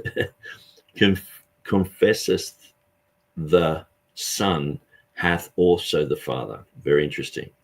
The later 1599 Geneva Bible edition would no longer include this marginal note, but only render the shorter reading. And to me, from what I can understand, the Geneva was, 1557 edition was done, New Testament, and then the 1560 was the definitive one. To me, it didn't change all the way to the 1599, but only the marginal notes did. Now, I know Will Kinney had mentioned that he would say, well, the Geneva Bible 1560 and the 1587 and the 1599, and he was comparing them, but they're always the same. And I was like, I think they're actually just the same text. Like, they don't update the text, they update the marginal notes.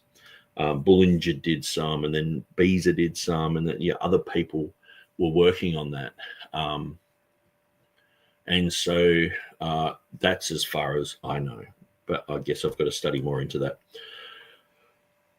The latter 1599 Geneva Bible edition would no longer include the marginal note. Okay, so I just read that. So that's all that's written on this one here. So to me, it's not really a huge issue because we're not counting heads. If there is a correct reading, it's been chosen by Beezer, the King James translators, and they've seen that that's correct for their various reasons. And I guess the thing is too, like I know Timothy is saying here they had, Beezer said he had 4 manuscripts with this. I guess that's something that I would have to look at. And that's probably one thing in all of that I would go, okay, well, is that true? Is that not? Who said that? Was that Yarncrans who said that?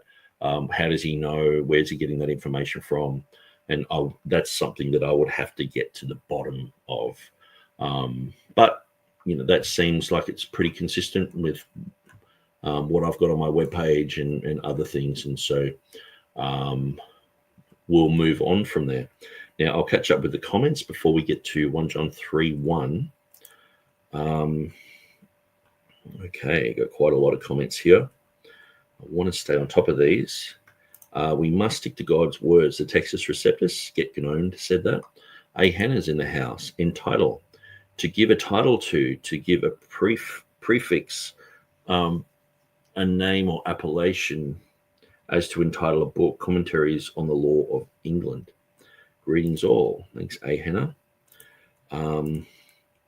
Get Gnome, I apologize if it comes out wrong, but are you inferring that the King James Bible is not? Get Gnome says no.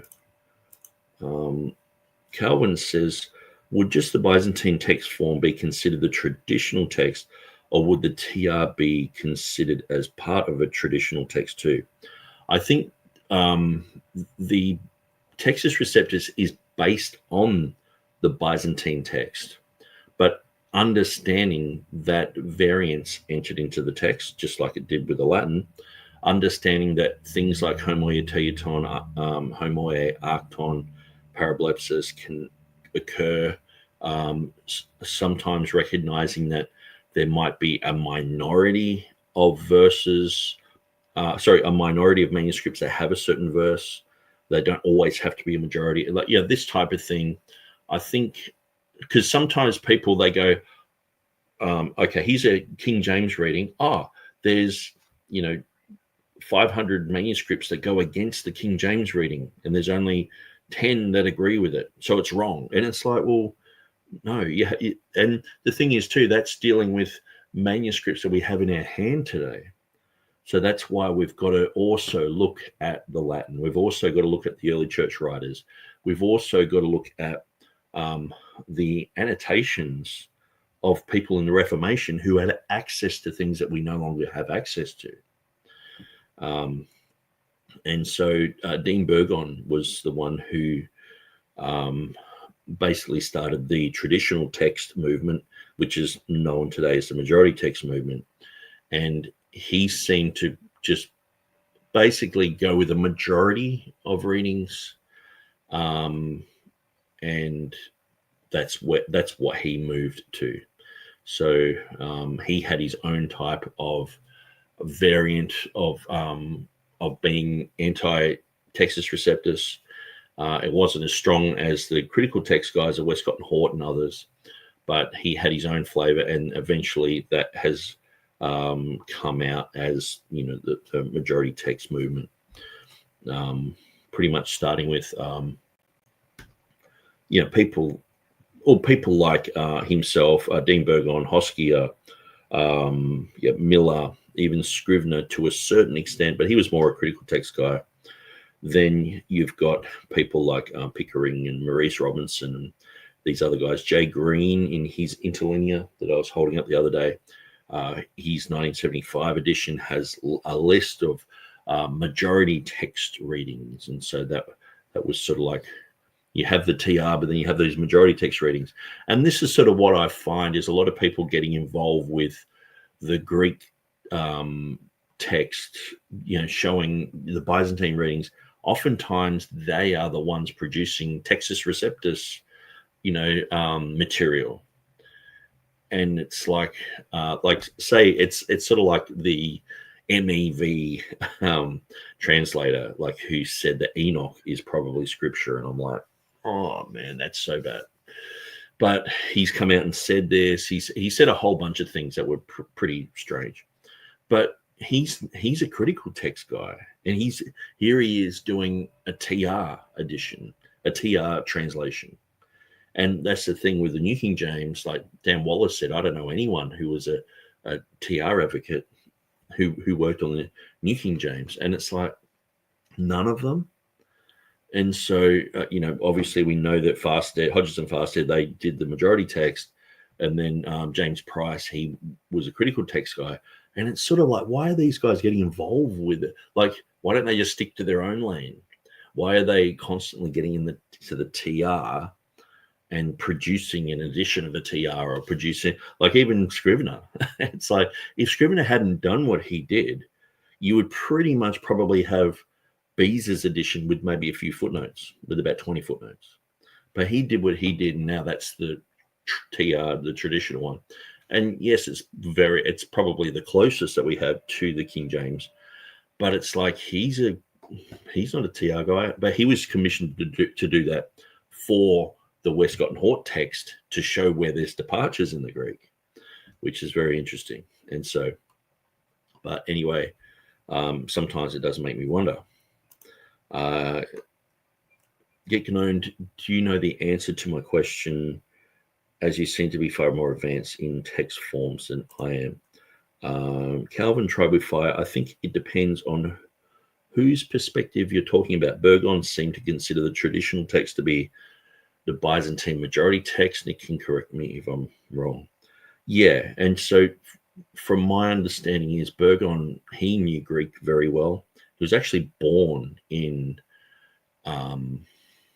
Greece. He was his father was an ambassador of some sort, but anyway, he was an expert in those issues.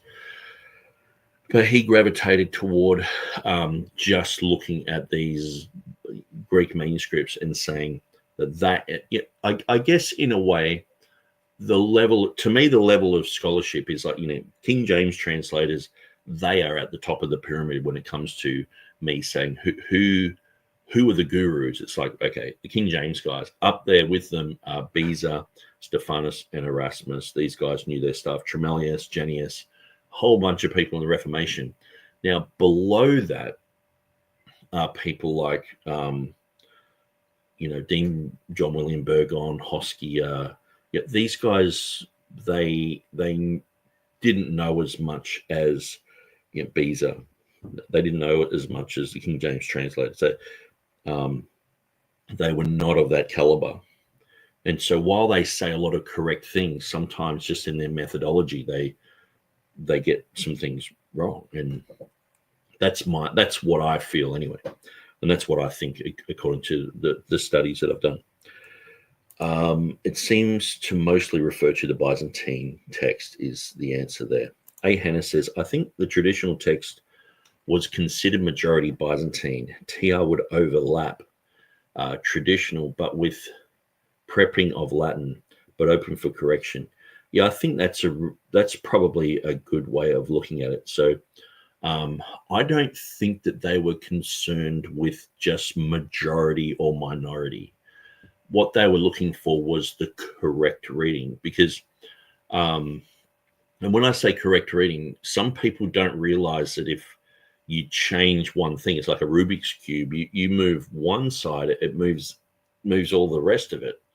And so some people, they're going through their Rubik's Cube and they're saying, oh, we can just put this Greek word in there. We can do this and do that. But to someone who's fluent in these languages, they can see inconsistencies there.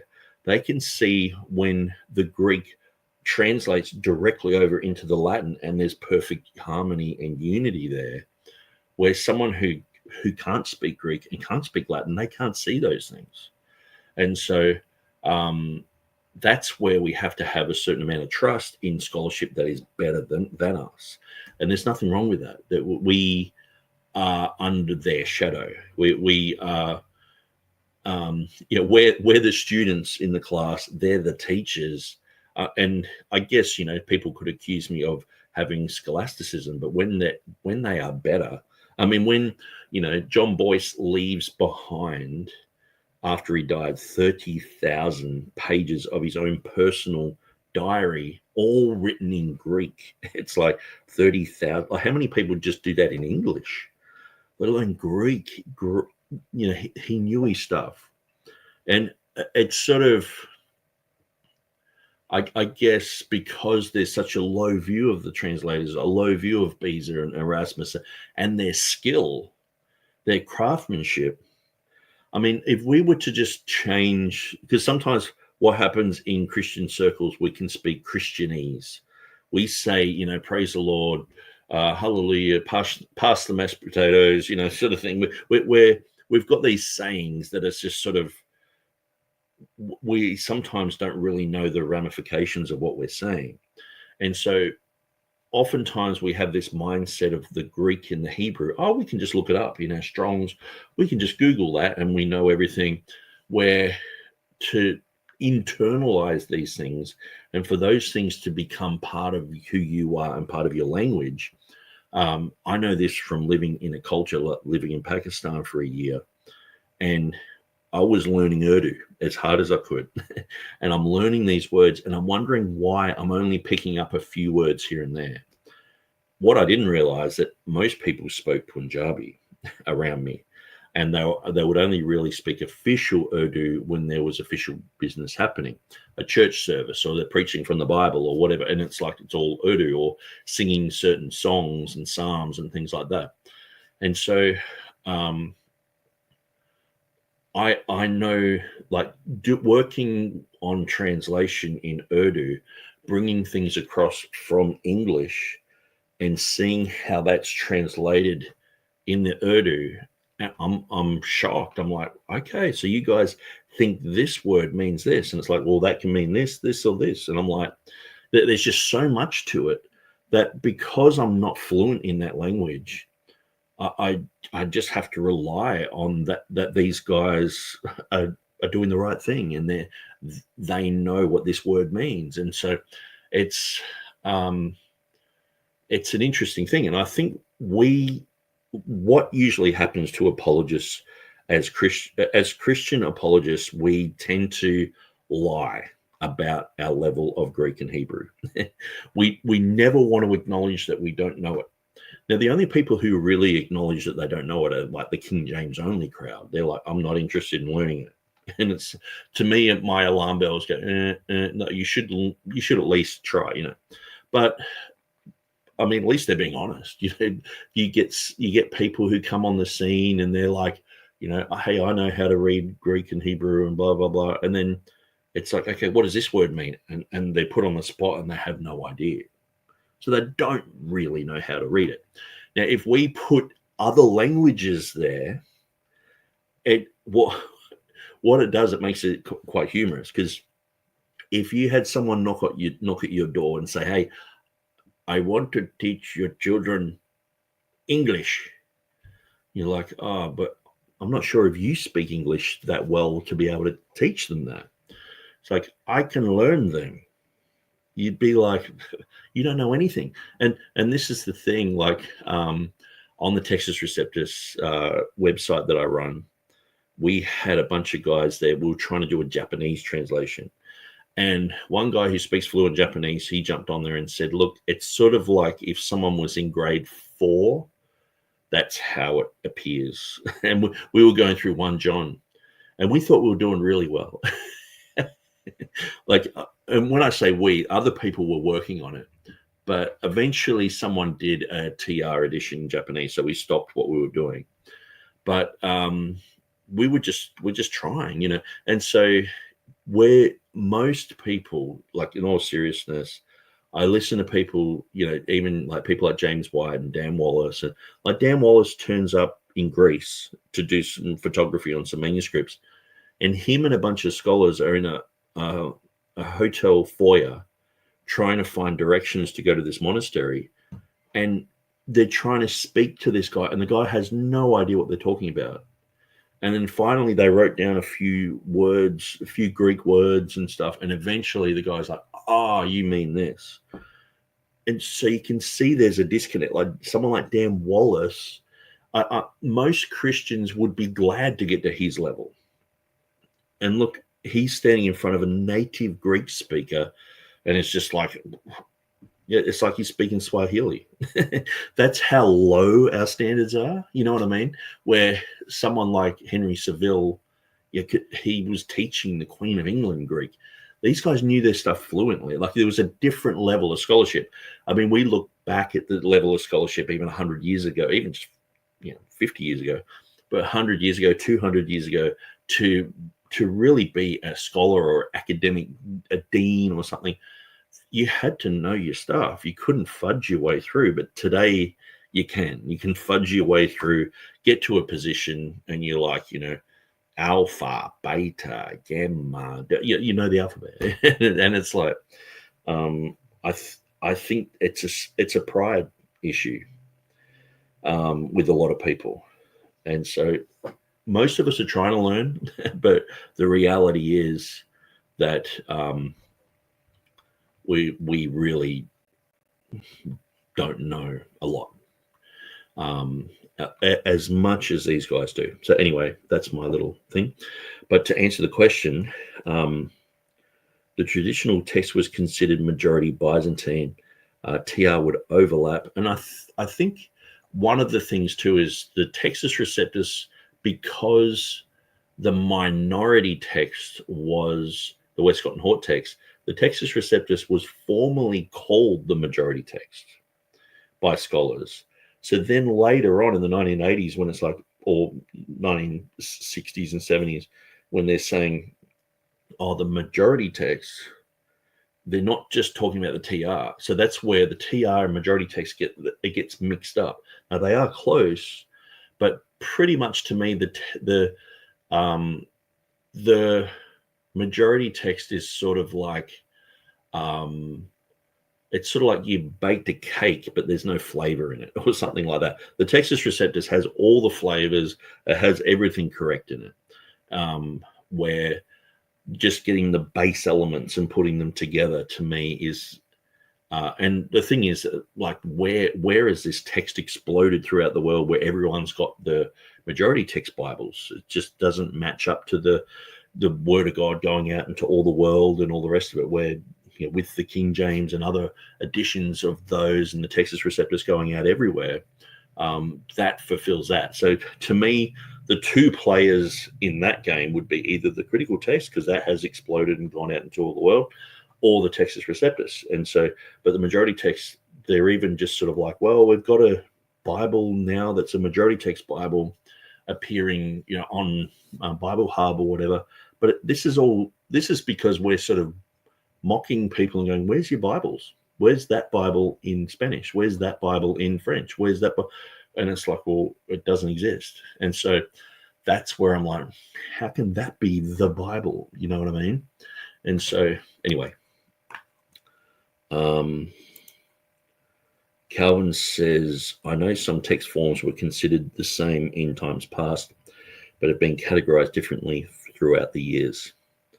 And a lot of manuscripts are not categorized. They're just seen as they're being demonized. Well, that's got a lot of Erasmus's readings in it, so it's probably influenced by his second edition or something. So let's just not even acknowledge that manuscript exists anymore.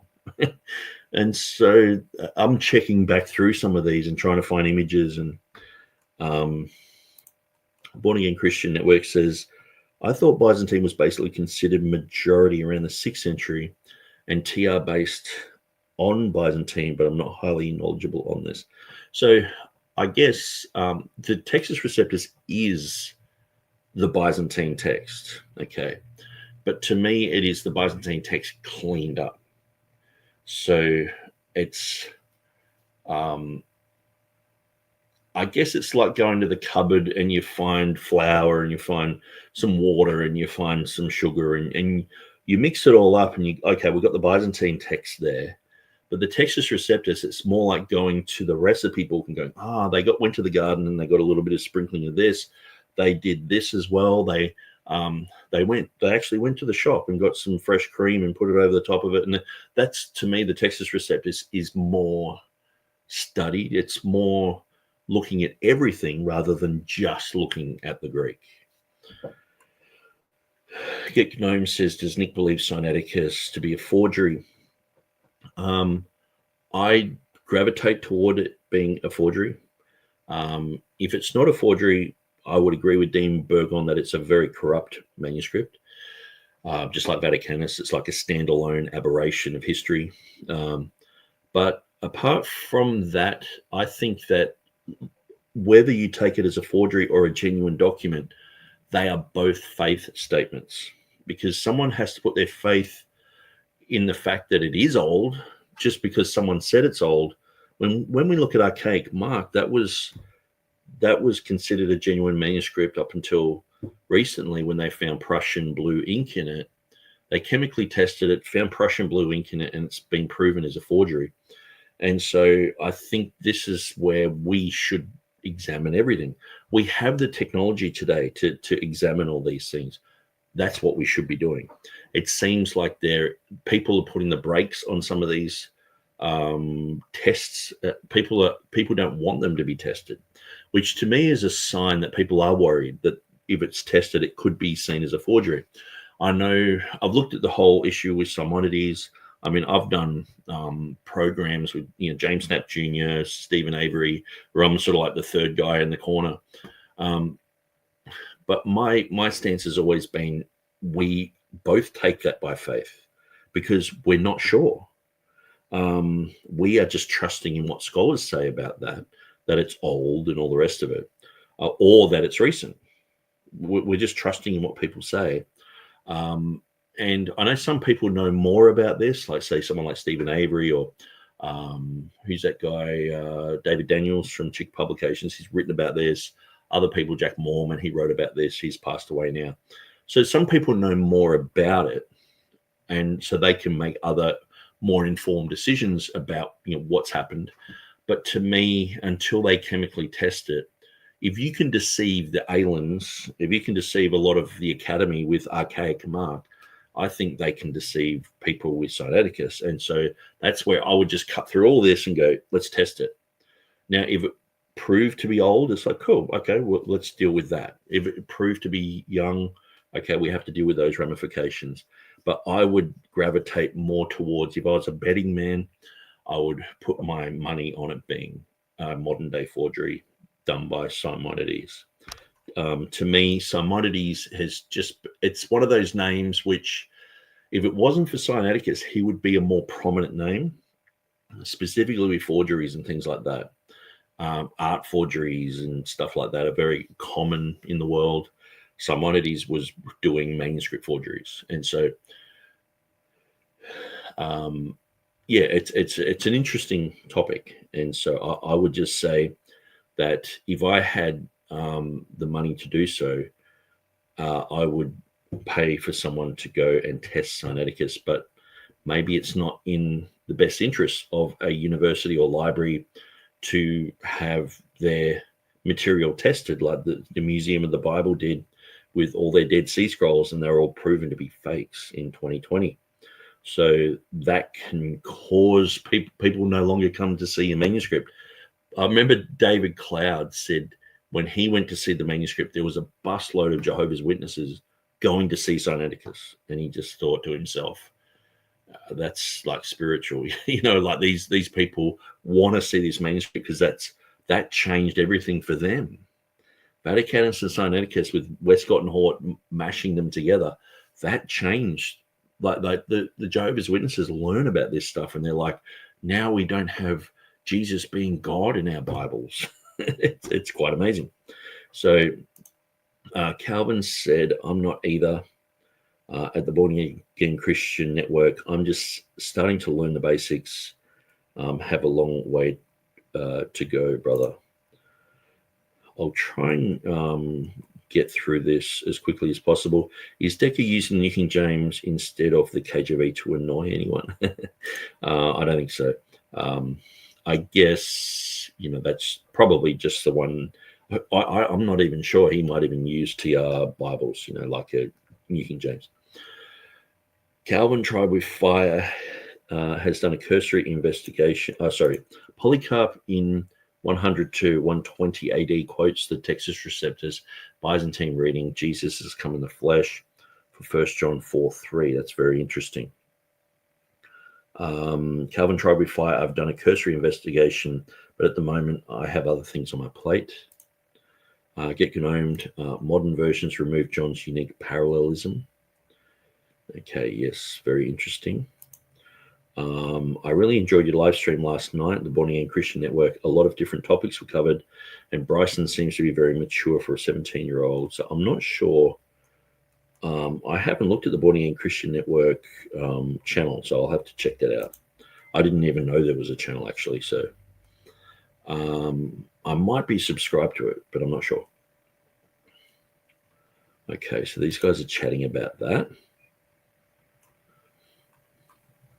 Helg says, if Erasmus was not willing to add the comma without Greek evidence, how can we assume that he would have added large Latin Western readings to Acts 9 and many other readings in Revelation without Greek evidence?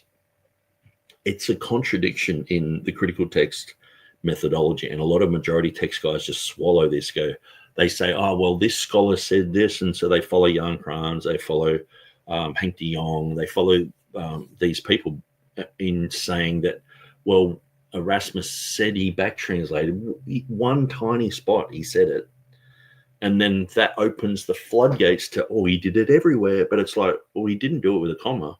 There are plenty of places he didn't do it, and he clearly didn't do it. So why? Yeah, I just can't understand that type of thinking and why people aren't questioning this. So yeah, very good point, Helg. Get Gnome says he's got a whole bunch of really fancy sounding manuscripts there, and these contain the comma in Latin. Okay, very good information. Get Gnome says if you want to look into them. So I think you have Theodolphinius already. Sorry. No, that's cool. And so sometimes sometimes I've gotten information from somewhere, and it's always good to have new, fresh information. We should get Stephen Avery on these discussions. I've had Stephen Avery on the program quite a lot. Me and him probably for about 3 or 4 months worked on comma issues, and I ended up writing about 15 different pages on the Commuhenium. And so if you go to my website, you can see the material that I've put into that. And so, yeah, it's been interesting. Stephen Avery's like, he's got his finger on the pulse on a lot of these issues. Sometimes I'll discover something, you know, and then I go through his blog and he's talking about it like in 2011 with someone, and it's like he knows his stuff, and it's very interesting. I used to get Stephen on quite a lot on this program. I've sort of found that what would happen, he had sound issues, which he sort of wouldn't fix. So he would be using like a microphone and he'd be putting it in his ear. So you'd see him putting something in his ear and then him talking, and then it cut out and then he's back again. And it was, I don't mind having a phone conversation like that, but for a live audience, it was really hard to watch. And, you know, so I was like, dude, you just got to get some decent headphones or just something that works, you know. And so that can be a real issue if you're live with someone and they're cutting out, or, you know, it can cause you to cringe all the way through. And, you know, I'd look and there's one person watching and I'm like, no one's interested in this, you know, because of that. Calvin Try with Fire says, people say Simonides was a forger, yet he was never convicted of forgery. In fact, he was acquitted. Okay, that's very interesting. And I guess that's where I've got to come up to speed with some of that material. To me, if they just tested it, that would solve all the problems. So I'm sort of like, I guess it's like someone doing a DNA test for a rape victim. You know, it's like, just do the DNA test. But everyone's looking into all this circumstantial evidence and everything else. And it's like, just do the test, you know. So I guess in a way I'm trying to save myself time and energy and all the rest of it by, you know, I could look into all that and make certain conclusions, but we could just do the test, you know. And so that's where I guess I'm sort of ignorant on some things almost deliberately, because I sort of feel that it could just be a big waste of time to look into something. And imagine, you know, you've gone through and looked at Sinaiticus and gone through everything, and then it's proven to be a modern day forgery. What a waste of time. And that would change everything. It would just go back to default TR, or it'd be TR majority text, you know, sort of thing. But yeah.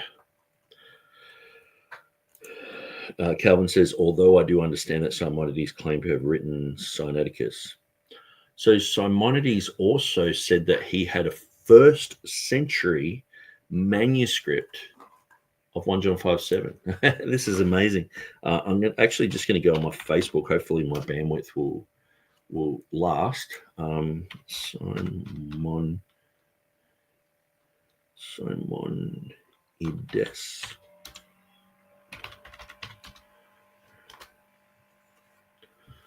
Okay.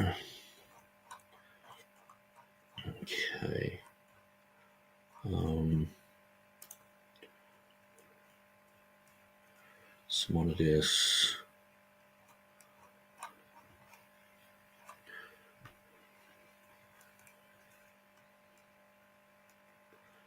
Yeah, so I've got some articles. I'll just quickly show you like this one. Simonides, 1860, Liverpool Museum, Epistle of James, forgery. So there's that one.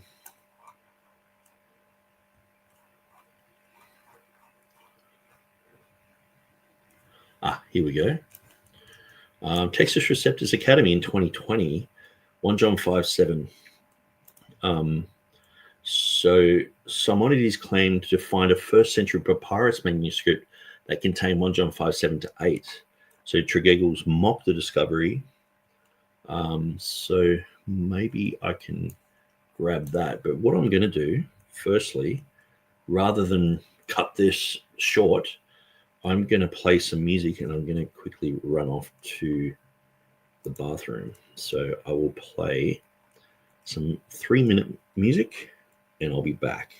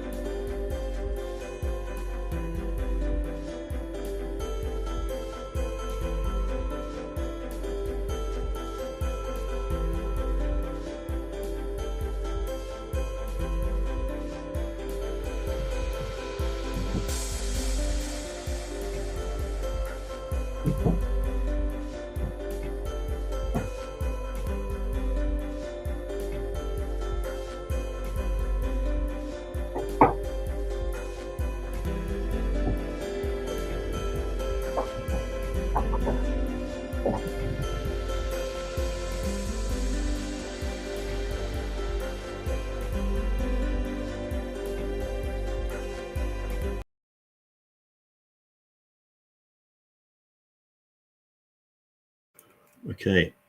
Hope you enjoyed the fancy music.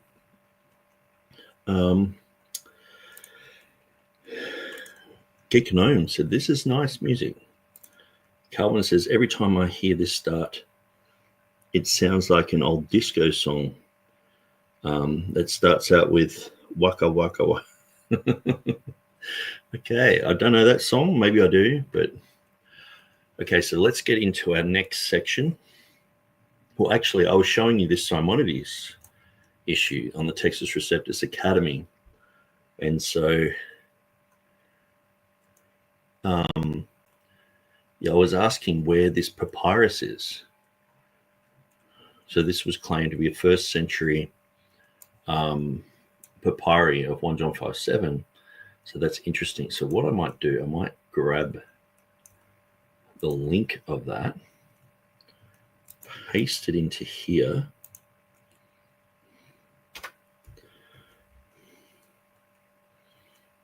And yeah, that should go there.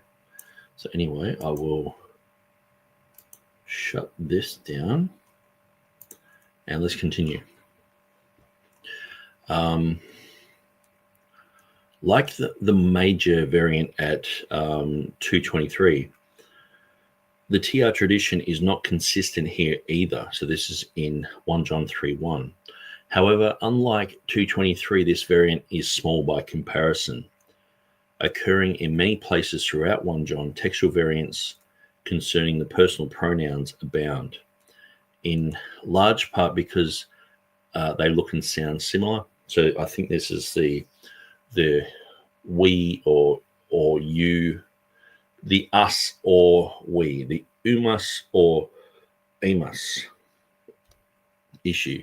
In this case, we have a difference between the NA28 and the TR reading Hokosmos u Gnoski emus. The world does not know us. So us is the word there. And the Byzantine text, which has umas. The world does not know you. Okay, so this is the issue. The TR tradition, culminating in Scrivener's 1881 edition, would ultimately follow the emus or the hemus, us reading. However, the tale of the tradition is quite varied earlier on. Following the standard Byzantine reading was Erasmus in his 5 editions, Aldine, Gerbius, and all those other ones, and Cessa prior to the first editions of the 1546 of Stephanus. So I guess, he's pointing out this is an issue. Again, Erasmus, he laid a base. Stephanus worked on that. Beza, polished it, and then it was the King James translators who finally put their stamp of approval on those type of readings. And so that would be something to look into, look at the manuscript evidence and all the rest of it. But I guess he's just showing that this is a variant here. Okay. And so 1 John 3:15. So we're looking at 3:16 in the previous videos. The TR and NA28 find agreement of the personal pronoun en aftu menusan. Over and against the Byzantine, this verse and the reflective pronoun, so it has an extra epsilon here. And I think we sort of looked into this in the print issue. Actually, I think I listened to this in audio. That's what I did.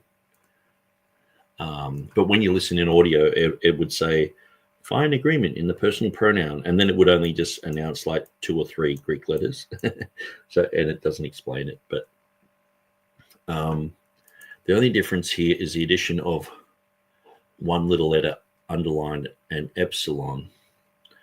Thankfully, the difference in translation amounts to a very minor distinction, hardly noticeable at all. Does not have eternal life abiding in him versus does not have eternal life abiding in himself. Among the TR tradition, only Colonnaeus's edition would follow the Byzantine text form and print the epsilon. The rest of the TR tradition departed. Sort of. Okay, so this is where I'm pretty sure I went through this. Now, it is because this is sort of like a bit of a movable nu. In the previous editions, there was the movable sort of sigma on some of the words. I think it's to do with that type of thing, but let's check this out. As I indicated in footnote 1, Peter Gurry pointed out to me that the incident of what I believe to be strange breathing marks on the word oftu and ofdo in Article 1, or see Article 1, may in fact have been contracted forms of the reflexive pronoun ofdos with the epsilon and the breathing mark on top of that. So let's just check out this footnote. Little Scott and Jones says the Attic contraction of do, etc., which is usually the form in tragedy, although with the epsilon in front of it, etc., are used, though rarely, when the meter requires. And so in Attic inscription of 2 prevails after BC 300. In BDAG, the 2000 edition would say editors variously replace contract forms of to or of don of later manuscripts with uncontracted forms or with of do. The previous BDAG 1952 put it a bit bolder. The contract form of do and of don are deleted in the new editions and replaced by the contracted forms or by of do. Thayer and Grimm's Wilkie's lexicon put it this way. So it has of do, of days, of do, himself, herself, itself, equivalent to, and then it has the epsilon in front of the of do. It is very common in the editions of the New Testament by Elzevers, Griesbach, Knapp, with the epsilon in front of it, contracted to these other forms. So it's very interesting. So these are just standardizations that have happened in Greek. As I guess Greeks and scholars have worked together to formulate a standardized way of saying things. And so that's the footnote there. If that is the case, and the difference between the two is the smoother breather versus the rough breather, then the TR tradition is rather divided among itself. For example, in Stephanus's first edition, 1546, he rendered this with a rough breather, thus indicating the contracted form of hutu. However, in his next edition, 1549, he switched back to the smooth breather. Then in his important 1550 and 1551 editions, he reverted to the initial abbreviated form.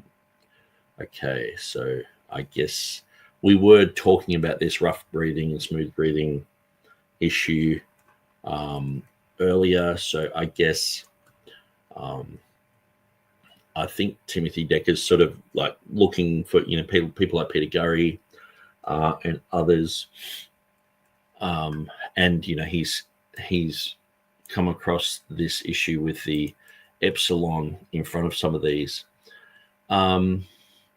which is really good information, and I guess we will all be looking at this and trying to figure out why.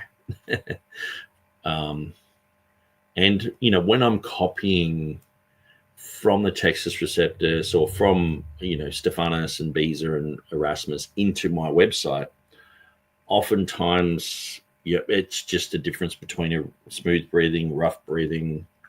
It's usually very similar, and it's just these tiny little differences. And so it would be good to find out exactly what's going on there. And maybe it's two different schools of thought. Maybe European manuscripts had it a certain way, and because when you go through the Complutensian polyglot, they hardly have any type of acute symbols or anything like that. Maybe I can show an example of this. I did have, we'll say even 1 John 5:7 here. If we go down to editions, so the Complutensian, oh yeah, no, it does have a few little things that actually more than what I'm giving it credit for. Some of them don't, though. Some of the verses just have things written out and with no markings whatsoever. So it's interesting. But it does tend to have exactly the same amount of markings as everything else. Maybe it's just a cleaner type of text.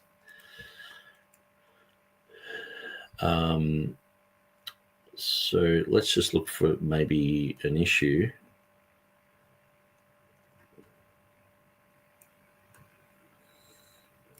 It's hard to just find an issue straight off the top there. But anyway, I thought I'd look into that. Let's continue. So here we have Stephanus 1546, and you can see the breathing mark here. And then you have the Stephanus 1549 breathing mark here. And then you have Stephanus, and he's back to the 1546 one. And the 1551 is pretty much just the same as that, but with a numbering system in it. And Stephanus was an interesting guy because he was printing so many other books that what he did by putting numbers in the Bible, he also did that with a lot of the classics as well. So you could memorize, Homer and things like that. He put it, this is chapter 5, verse 12, so people could go directly to that quicker, which is a really good indexing methodology. So he didn't just do that with the Bible, he did it with lots of things. The 19th century editions of the TR, in the 19th century editions of the TR, the confusion remained and perhaps even worsened in Scrivener's initial 1860 text claiming to represent Stephanus's 1550 text. He includes variant readings from other published texts such as Beza 1565, the Elzevirs 1624, Ruckman, Tischendorf, and Tregegels. Oddly, at 1 John 3:15, he does not accurately display the Stevens 1550 text with the rough breather that represents the abbreviated longer ufdu, but instead purposely printed the text with the smooth breathing. I guess looking at that, maybe he recognized it as a typo. Because and maybe these things are talked about. So that's another thing is looking at. I was looking at a book by Theodore Beza. Where was that? There was some book. I had it up. Yeah, I'll grab this one.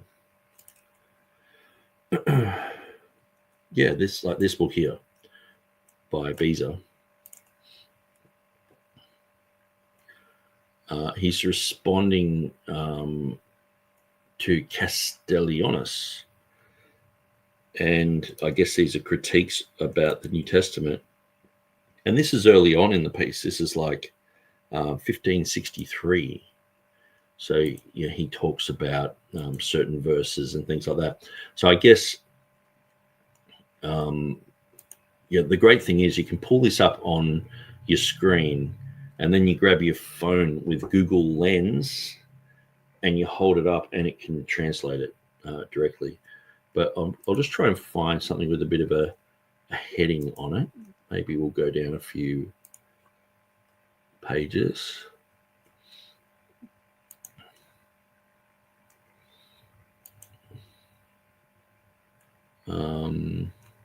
Okay, so like this. Matthew 8, verse 12. So he's specifically looking at that verse. So that's where perhaps some of these issues are brought up. Maybe I can go to the back of the book and it might show something different. Okay, he's got an index there. That's great.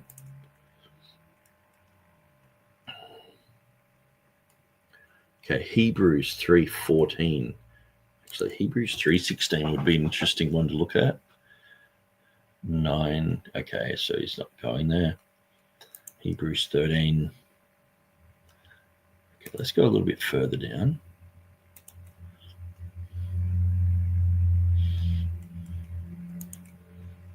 Because I want to basically get to 1 John and just see what he's got written there.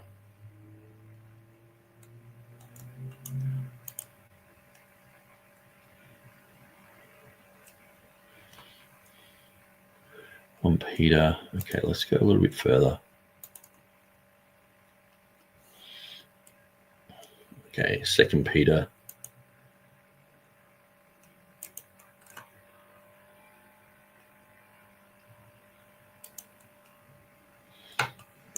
Yeah, so very interesting. Okay, so that would probably be an interesting thing. There's a bit of a debate on the Textus Receptus Academy about Lucifer. So Phosphorus and Lucifer. So very interesting there.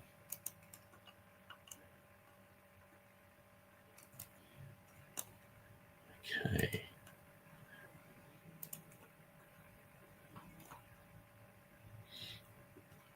Okay, so here we have, we're in the 1 John section. I'll just see if it's got 1 John 3:15. That's in Jude. Okay, so it jumped quite a bit there. 1 John 2, verse 8.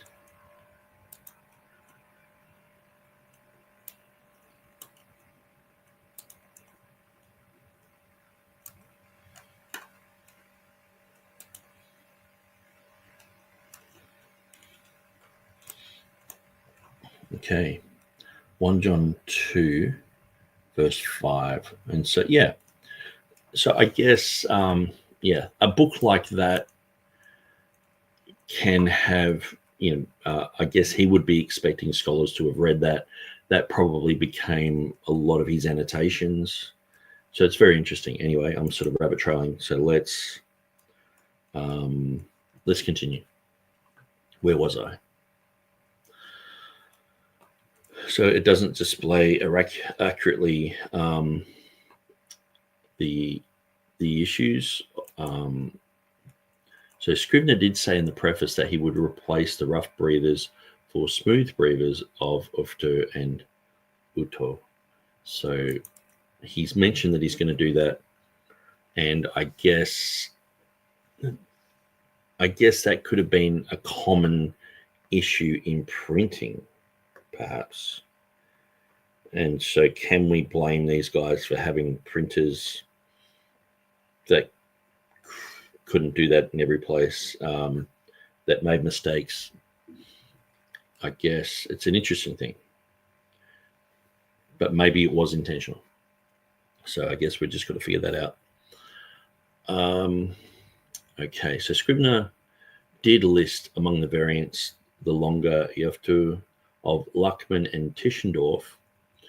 Nevertheless, he failed to include Beza 1565 and Elzevir's 1624, which both have the rough breather rather than the smooth breather, indicating those in the TR tradition also were cases of the contracted form of the longer reflexive pronoun reading. The smooth breathing printing will continue in the Oxford 1873 TR and Scrivener's latter 1881 edition. So I guess where I would go with this, say Beza's 1565. Let's just have a quick look at that. I'll crack that open. 1565.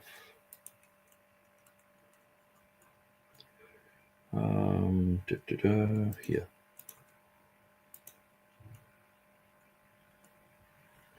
Book no longer available there. Okay, that's fine. I'll go down to 1565 here to the Erara. That's better. And let's look at, we'll have to sort of guess our way through it because it doesn't have a contents page, but let's just go down to near the back of the book, right about here. Cool, we got to John 1. Because sometimes there can be things in the comments underneath that that reflect the text, and also the way that it's being translated as well can also reflect the smooth breathing or the rough breathing. Okay, so that's chapter 4. We're nearly there. 15. Here we go.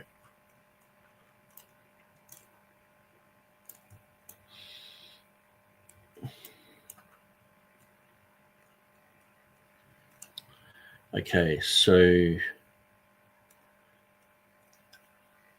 there is a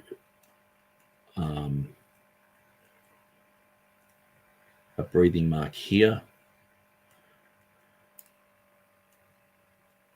So that's where I would check down here. Verse 15. Verse 15 doesn't have any notes at all. So that's kind of a disappointment where some of these verses, if you look in verse 17, you can see they're talking about the Vulgate and Erasmus and a whole bunch of other things, looking at Hebrew and so, or perhaps the Syriac. No, the Hebrew, yep.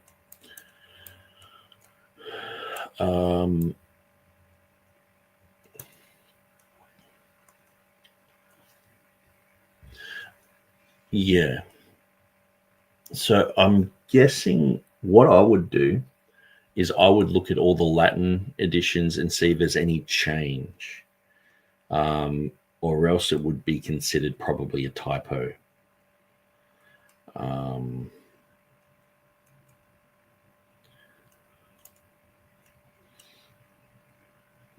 Yeah, but interesting, because here you have the same word, the of do, with the breathing mark, it looks like it goes the other way. So I'll just see if I can find it elsewhere.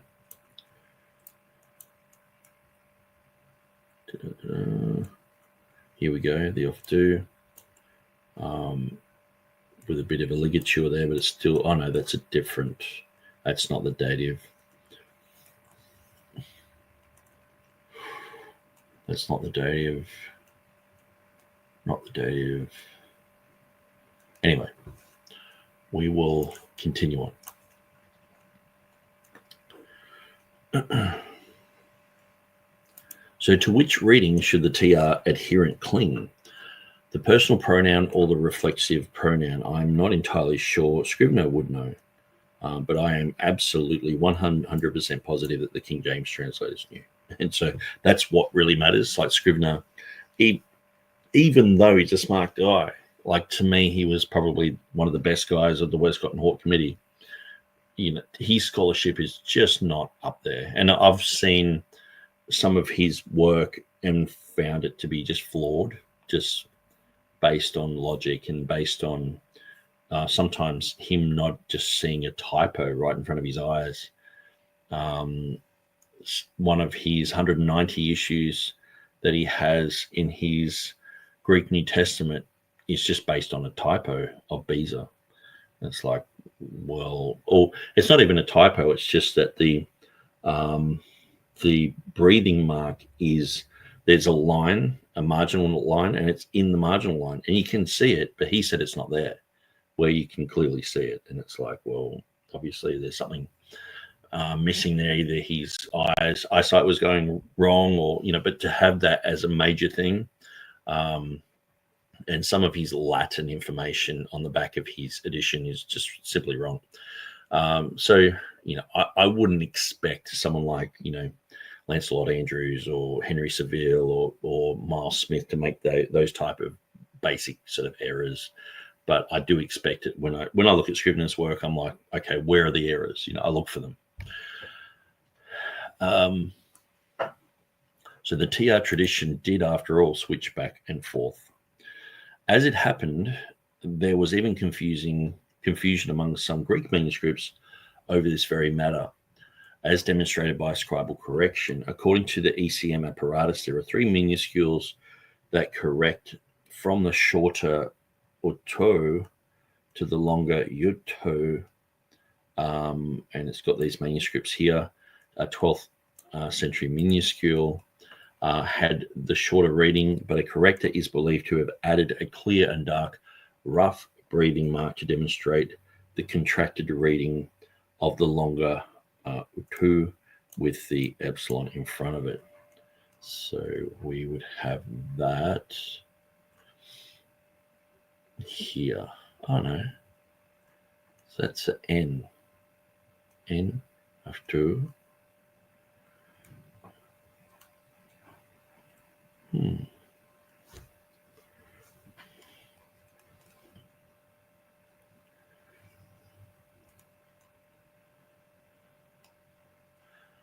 So they put a darker mark when it's supposed to have an epsilon in front of it.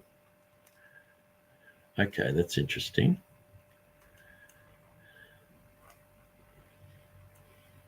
Okay, so I guess, that's an interesting little tidbit there.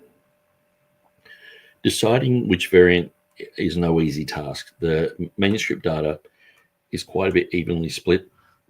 Displayed thusly are the NA28 and the CN-TTS apparatuses. And so we have that there with the epsilon in front or with it not there, which is interesting. The Alexandrian and Byzantine witnesses are pretty evenly split. There are, in my studies, certain manuscripts of 1 John that are very reliable, such as I guess that's Alexandrinus, and 1739, when they are combined with many Byzantine manuscripts as well as important Alexandrian manuscripts, Aleph and C, I'm led to believe that this is the better reading. Therefore, they help tip the scales towards a longer reflexive pronoun reading for me. Okay, so I guess in a way, like looking at all this is like people who are majority text Byzantine text are still trying to reconstruct the text, and so they're looking at the evidence that they're looking at and favoring certain things. And I guess for someone like myself, I see all that work has been done. So while it's a curiosity to me, but also like say someone like Maurice Robinson, say someone like Bruce Metzger, or lots of these people, to me that they are, like I said before, if you've got scholarship of the King James guys, Beza, Stephanus, Erasmus, right up there. I mean, these guys wouldn't even be 50% of those guys. And so that's where I'm looking at, like, it's okay to have all this extra stuff there, but you have to be able to interpret all that. And I think that the Textus Receptus editors of the Reformation period could decipher this material and know exactly what the issue is here. And have read multiple manuscripts, gone through, seen the difference with the epsilon in front, and they know exactly what that issue is, not just here, but throughout the New Testament, because they're experts at it. And so to me, that makes a huge difference as well. And so I guess it's like, having a group of scientists who know their stuff, looking through their microscope at certain things, they see things that the students just don't see. And to me, while I think Maurice Robinson and other people, they're smart guys. They're just certainly not of the caliber of what we saw in the Reformation period. Okay, so 1 John 3:18, 2 times. The final example of a Textus Receptus atypically departing from the Byzantine text contains 2 instances. So this is in 3:18.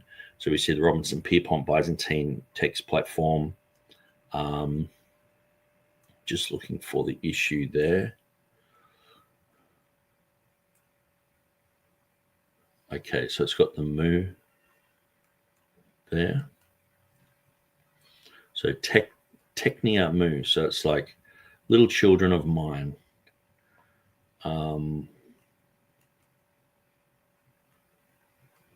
Where the NA doesn't have the mu there, so it's just little children. Yeah, I think that's the issue. The first case of the TR not following the Byzantine is the article te, absent from the front of Colossae tongue here. Both the Byzantine text platform or text form. I keep saying platform. Maybe people have said platform, meaning text form anyway. The NA28 agree over its presence. In his first edition, Erasmus omitted the article, perhaps at the prompting of the use of GA1 and 2816. So that's where I would question all of this and say, did he really use those? And so perhaps he did. But some of these things have just been proclaimed by scholars over the years. However, Erasmus also used GA 2815 for his first edition, which includes the article. For his second edition, he used GA3, and his third edition, he had GA61. So there's Codex Montfortianus, and I don't think he had that. I think that's another witness, separate. So both 3 and 61 include the article as well. Speculation might suggest that it was omitted on the part of Erasmus because it was reflecting the Latin, which has no articles.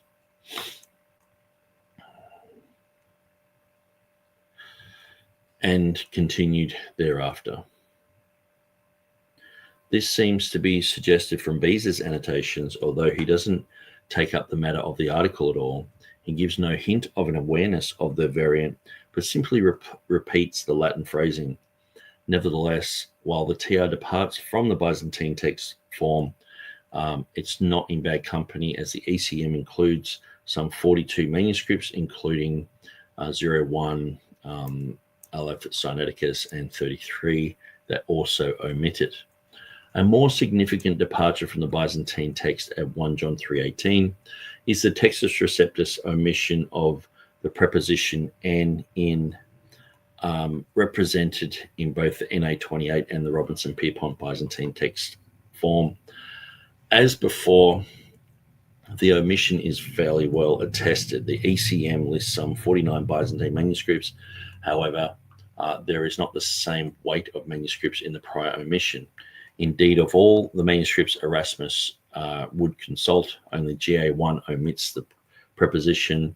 The rest of the manuscripts that Erasmus would use, so he's got this list here, included. The reading that includes both the article and the preposition, represented in both NA28 and in the Byzantine text form, yet left out of the TR, seems to be the original reading. So I guess in a way, he's obviously like a Byzantine guy. So he's looking at this going, well, the Textus Receptus is moving away from the Byzantine. So to me, this is not strong argumentation against the TR. I guess he's using this for his own study into the Byzantine text and saying, well, we have this reading. But that would come down to the false notion that the Textus Receptus always just follows sort of like the majority text sort of thing, which is a common misconception, because there are places where the Textus Receptus just doesn't follow the majority text, but the text is correct. It's theologically correct. There's internal consistency there. It makes sense. It's a 1 + 1 = 2 situation, like say Luke 2:22, her purification, where the Byzantine text says their purification, which just doesn't make any sense, and it's only changing 2 letters. So experts in Greek, Beza understood these issues, and this was brought up. This was discussed in the Reformation period, and this was sorted out. And so, but it's not a majority reading. And this is where some people only go that far and go, see, the King James departs from the majority. And it's like, so a lot of TR only or King James only people, they have sort of like a shallow understanding of what the Textus Receptus is, and they go, oh, there's not a majority reading there, and they leave it, they depart from it. But like I was saying before, someone who is an expert in these languages can tell when there are problems. And so say even Erasmus, sometimes he would see problems, but he wasn't correcting his text. He was mentioning this in his annotations. So sometimes there's a paper trail that goes all the way from, not even just Erasmus. It goes all the way back to people like Bessarion and Lorenzo Valla, and then it goes through to Erasmus, and it's Luther's talking about it. Other people are chatting about it, and it goes all the way through up to Erasmus, and he's got all this material to look at, and he's like, yeah, well, this is the conclusion. He's looking at other, looking at the Syriac, looking at the Complutensian and Polyglot, looking at a whole bunch of other stuff, and he goes, well, this is my conclusion. And so I think, sometimes we can there is this sort of lie out there that someone like James White would say that, the King James is supposed to be based on the majority text, where it's sort of, that's not the way to explain it. It's more so like the King James has come along, and it just so happens that the majority of manuscripts that they've found since then back up the King James for the most part.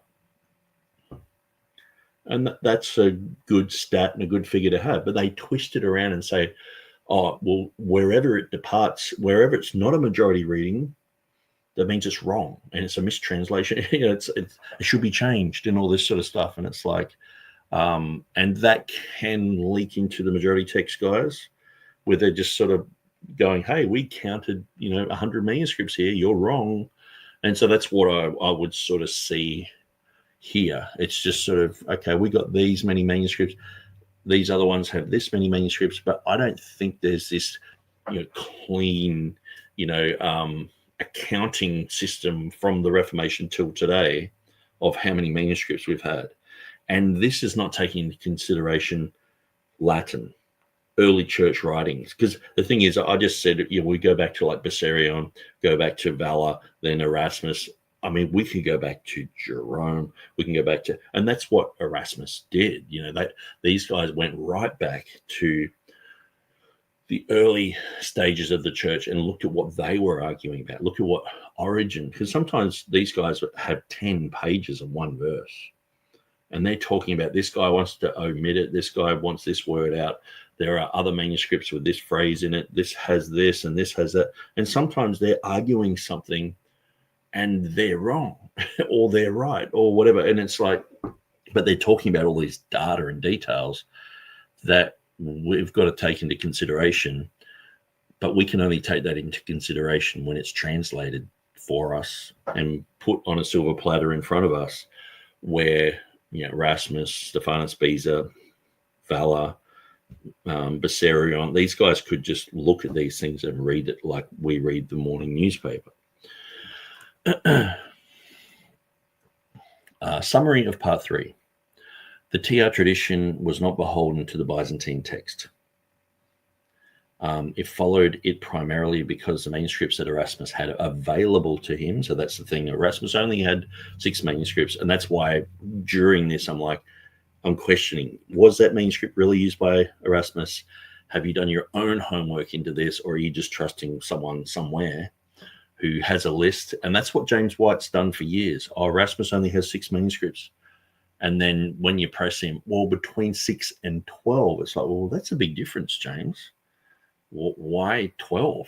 And then when really pressed, he's like, well, probably 20 manuscripts. It's like, so it's gone from 6 to 20. If I said 30, yeah, probably, it's like they just simply don't know then. And the thing is, when you look at the life of Erasmus, it just makes sense that if he's even in Aldus Manutius' print shop, working with him for 9 months, living with Aldus, he lived with him. He lived with Bombasius, who eventually became the curator for the Vatican Library. He knew these people personally, lived with these guys in Rome, in Italy. So he knew Aldus had these manuscripts of Revelation with these certain readings, but he couldn't just take them with him. But he's like, okay, we've done this and we've done that. We've back translated this one little bit from the Latin. I mean, there's so many stories about Erasmus that are just untrue, and that's where we have to declutter this whole issue. We have to recognize that Erasmus was deeply influenced by Byzantine scholars. He lived with Byzantine scholars for 3 years, learning from them. He became a world-leading expert in the Greek language. They revered him as one of the top scholars of the Greek language of the day. Native-speaking Greeks from Constantinople were like, yeah, Erasmus knows his stuff. Aldus is like, yeah, you know your stuff, work with me, be my proofreader. Half of these other guys don't know what they're doing. You know what you're doing, help me. Your attention to detail is very good. And so, these guys knew their languages so well. And so, so obviously they knew the Byzantine text. There wasn't a great wall of China between Rome and Greece. Now, there were places like Mount Athos where manuscripts were just being pumped out. Now, even majority text people, critical text people will admit and say that it's almost like rubber stamped. They've got scriptoriums where they're just pumping out very similar things, family 35, etc. But if there's an error in that can get transmitted. So having someone who knows that the Byzantine text, knows the Western text, knows the Latin, is fluent in both, knows the works of the early church writers. I mean, to me, it's just like, who else would you choose of that era to work on? And this is just the base of the Textus Receptus. But to say that he only had access to 6 manuscripts, it's like, but then go, oh, there's 12, then go, oh, there's 20. It's like, okay, where is that information coming from? It's just, to me, it just sounds like anti-TR, anti-KJV rhetoric from James White's part. So sometimes when it says here, the TR tradition was not beholden to the Byzantine text, it followed it primarily because the manuscripts Erasmus had available to him and utilized were of the Byzantine family. So it's just so happened that he had, a tiny little portion of where, when you read, even with the comma, he's like, well, I went to this library and checked, 1 John 5 there, it didn't have it. I went to this other place, they didn't have it. I went here and they did have it. This other guy saying this and that, and they're talking about manuscripts being everywhere in lots of different libraries. And so, and also the thing is, Erasmus's correspondence with the scholarship of his day, he was receiving and sending letters all the time to the top scholarship of the world in his day. So they were talking about these issues. And, he was pushing back on people. They're pushing back on him. He's arguing with Luther. He's arguing with Stunica. They're talking about these issues all the time. And so he's only got this, piddly amount of manuscripts. It's like, to me, that is just an anecdote about Erasmus. It goes against logic. It goes against history. An important goal for any researcher looking into the unique readings of the Textus Receptus would be to examine those times the Byzantine text was not followed and why. Typically, when departing from the Byzantine text type, there is a pattern of following Western readings in general and Latin renderings specifically. In part 4, I hope to look at a few uncharacteristic shorter readings in the Textus Receptus of 1 John. Okay, so that's the end of that article. And we'll go to the final one, which is Textual Oddities of the Textus Receptus in 1 John, Strange Textual Readings in the TR by Timothy Decker. So this is part 4. In the previous article, we noted while the TR typically follows the Byzantine text, there are occasions, especially in 1 John, where it departs from it. This article will do the opposite. It will observe the Byzantine and TR together in 1 John. However, we will note a somewhat unique feature in 1 John, the uncharacteristic shorter readings of the Byzantine and TR readings. Okay, so I might catch up with some comments before I move on. Get Gnome says, interesting. So that must be about the 1 John 5:7 issue of Simonides that I put up on the Comma Johanneum page that I run and the TR Academy. Born Again Christian says, tried with fire, just got back from supper. Okay, so they're just chatting between each other.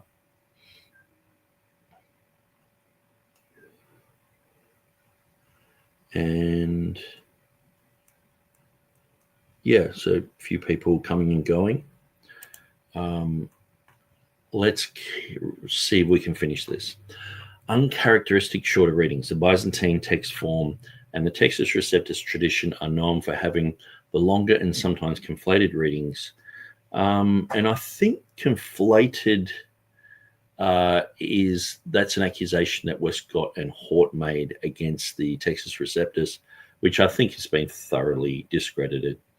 But perhaps we're looking at something else, maybe that Maurice Robinson brought up, or some of these are well-known longer reading passages, such as the longer ending of Mark 16:9-20, the woman caught in adultery, John 7:53-8:11, and the stirring of the pool of water at Bethesda, John 5:4, just to name a few. In 1 John, the TR, though not the Byzantine text, would include the longer but the poorly attested Comma Johanneum of 1 John 5:7-8.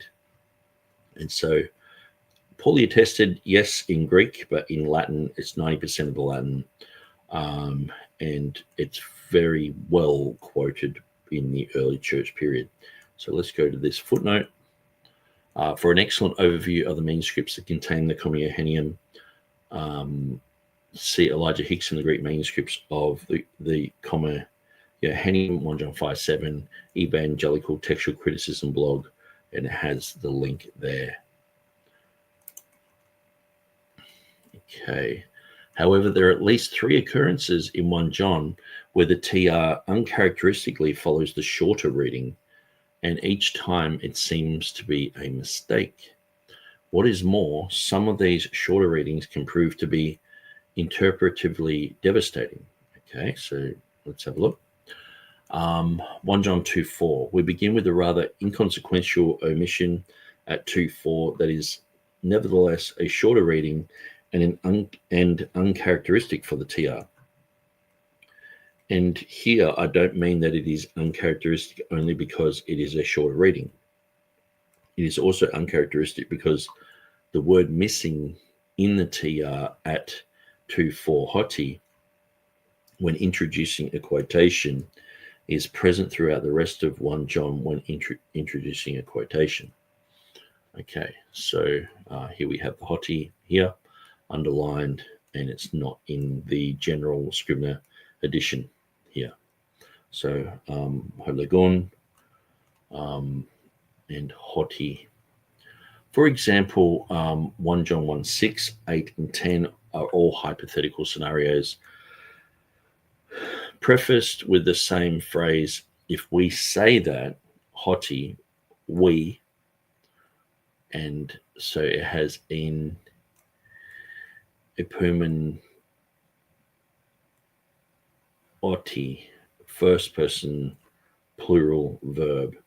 Notice that each time the verse is introduced with hoti, the quote is introduced with hoti. It may be argued that the difference between the quotes at 1:6, 8, and 10 verses 2:4 is the difference between indirect quotes in chapter 1 and a direct quote in 2:4. If that is the case, though hoti does not require one or the other necessarily, and I'll look at that footnote in a second, then one could argue that its omission was intentional to differentiate the kinds of quotations and to indicate a direct quotation at 2:4. See, for example, and it's missing an E there, Wallace's treatment of direct and indirect discourse, both being preceded by hoti clauses. Okay, so basically hoti just means for or because.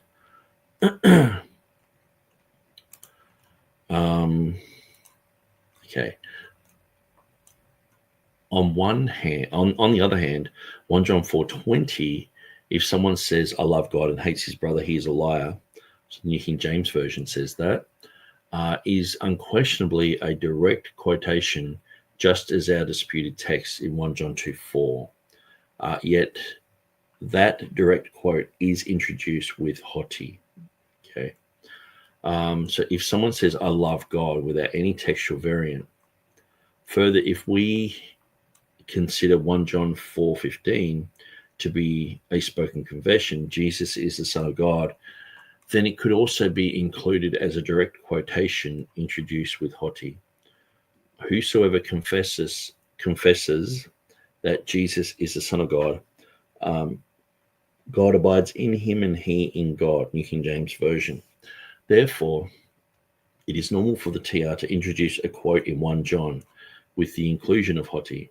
Yet at 1 John 2:4, it follows a shorter reading by excluding it. Okay. When comparing the manuscript evidence, I would say that the inclusion of hoti reading has a stronger pedigree and is the better reading. Okay, so that's his opinion on that.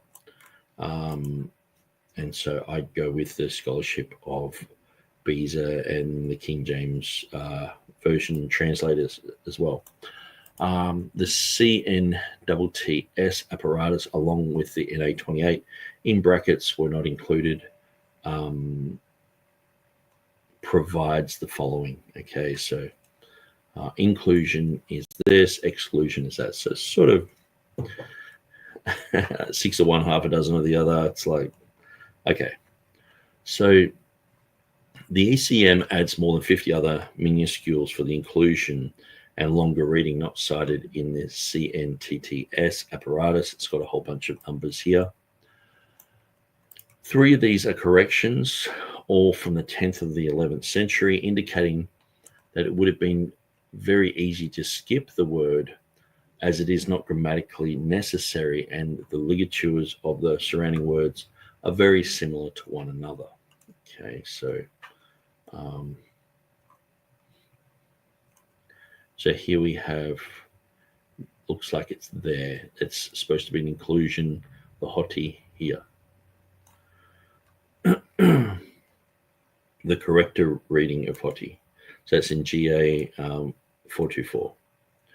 For reasons unknown to me, none of the apparatuses, NA28, CNTTS, or ECM cited for the omission majuscules K018 and L020. However, I checked and verified that they indeed followed the shorter reading. Let's just look at this footnote. These 2 are indicated in the apparatus provided by Crosswire Bibles called the Sword Project VAR app. It can be accessed either here at laparola.net Greco or the Step Bible. This is not always a reliable source, but it is still very helpful. Nevertheless, from this evidence, we can see that the inclusion or longer reading has important majuscules and minuscules from various textual clusters, while the exclusion of hoti is localized to the Byzantine text almost exclusively. Therefore, the TR being characteristically Byzantine would follow this shorter reading, yet it is the weaker of the two opinions. Okay, so it looks like, it's just sort of one or the other. Obviously, you know which way I go. 1 John 3:1. We switch now from a small and rather insignificant textual variant, insignificant except for textual scholars, to a textual variant a bit longer and far more important. And this one can be observed in translation and interpretation.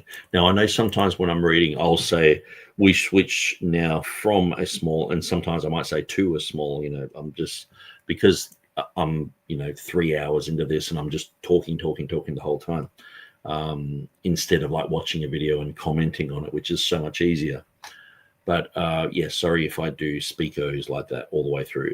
I know I do that. And I read back and go, actually, I think I said the opposite, but I think you get the drift. So NA28, so it has KS men here, where the Textus Receptus does not have that. This is translatable as it says, and such are we, and it does not have that in the New King James. Now this, I know James White makes much ado about this in his debates and things like that. So he'll bring this up and say, this is, he actually almost says it causes like a doctrinal problem, but then he's like, well, there's no doctrinal issues affected. It's like, okay, well, I guess you can find it elsewhere or whatever. Two words not included in the TR of 1 John 3:1 have significant interpretive value to convey assurance to the believers, arguably the theme of 1 John. The move from the subjunctive mood of the possibility that we might be called the children of God to the indicative mood of assertion, and we are, conveys a comfort to the readers, knowing that they currently have eternal life and enjoy the adoption as sons. That is not to say that the TR teaches the opposite, but it does leave out the key portion of 1 John in just two simple Greek words, KS men, and we are. The shorter reading found in the TR, Robinson Pierpont Byzantine text form, and Hodges and Fasted majority text is very weak, even weaker than the shorter reading above at 1 John 2:4.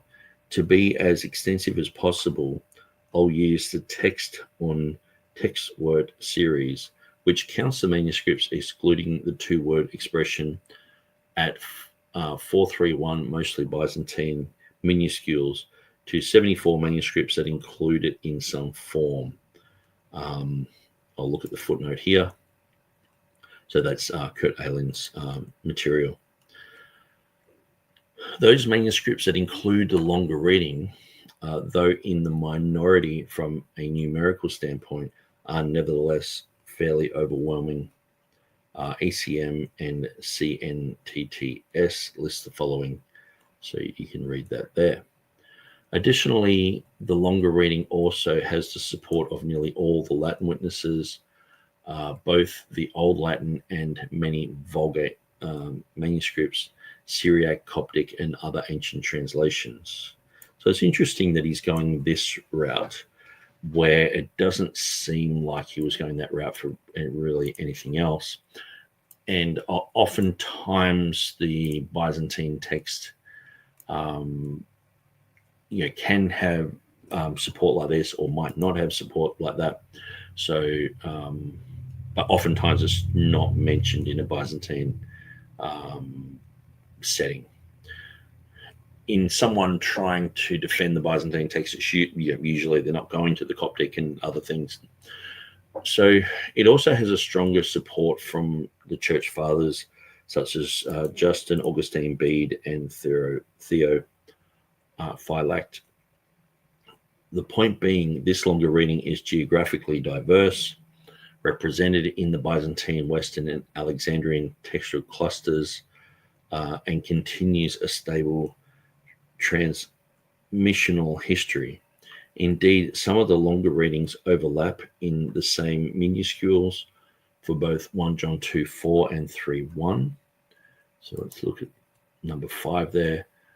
For those John Gill fans, see his comments on the presence and meaning of these two words. Okay, so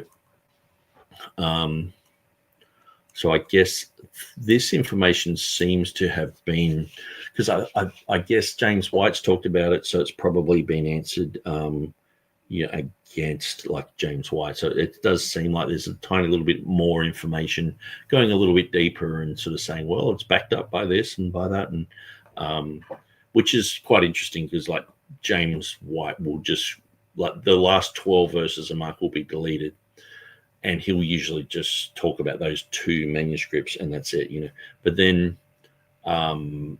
we'll talk about 1 John 5:7 and go to early church writer this, and what about the Latin and all, but that's just seen as inconsequential. So sometimes it can mean a lot, sometimes it doesn't mean anything. So it's just in the eye of the beholder. But the thing is too, it does depend on someone's scholarship, where someone can know that, say, Athanasius quoted something, and they can take that either way. If he didn't quote, if the Council of Nicaea didn't quote the Comma Johanneum, well, obviously they didn't have it to quote, but they didn't quote Matthew 28, verse 19 either, the Father, the Son, the Holy Spirit. They didn't quote that. And so, they didn't have access to it then, but obviously they did have access to it. They just didn't use it. And so sometimes it can be skewed, and a scholar can just go, well, it didn't exist in that time. And that just becomes this rock that people are just like, well, that's part of my argument. And so anyway, I'll move on, or else I'll start talking about the comma.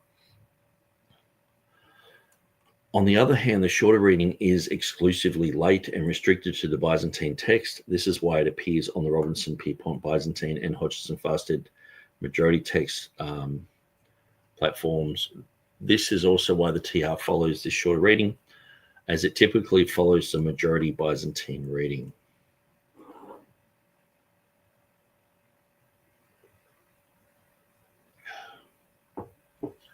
The likely creation of this omission is due to homoiouteriton. So this is James White's argument. So like ending, wherein the same three letters that ended just before the two words in question had the same ending as the two words often omitted. So we see the men here and we see the men there. Originally, it would have looked like this. Okay. As the scribe was copying the words, that children of God we might be called, onto the new manuscript, his eyes returned to the vicinity of his exemplar manuscript that ended with men. However, as it would happen, he returned to the wrong men location, skipping over the two words KS men and we are, and continued on copying as though he had not erred. Instances such as these are very common, especially in 1 John. So we're seeing here, Comfort offers an explanation that it was intentionally removed due to the clunky and redundant style. However, this is not the norm for the Byzantine text form, and not likely a responsible explanation for its omission. So it's Philip Comfort, New Testament Text and Translation Commentary, Tyndale House.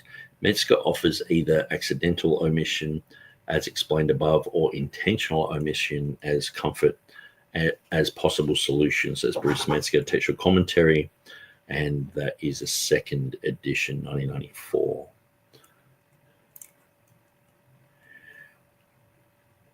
On the other hand, it is hard to imagine how or why "and we are" would be inserted.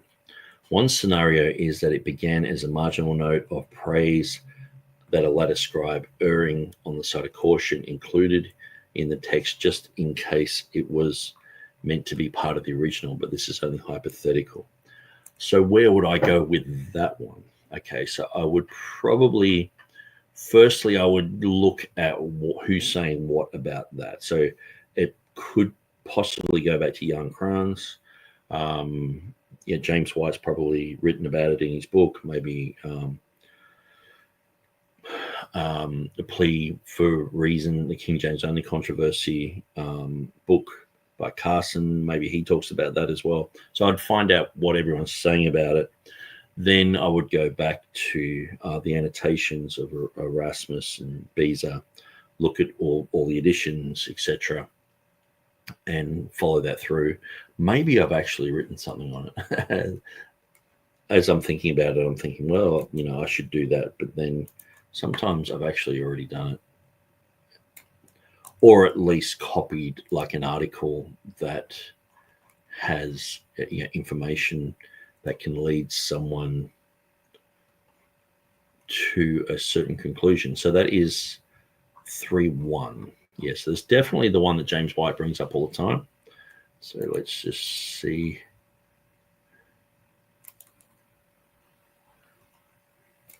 Okay, so I do have all the Strong's numbers coded to Beza's edition. The Textus Receptus there. King James. Okay, so I've got Stephanus's here. Beza's here.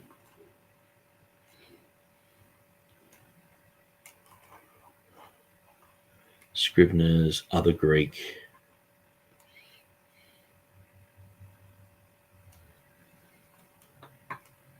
Here we have the issue.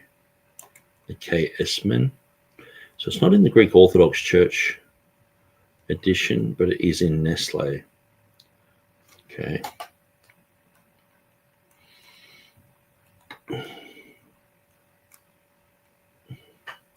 Doesn't seem to be in any of the Reformation Bibles.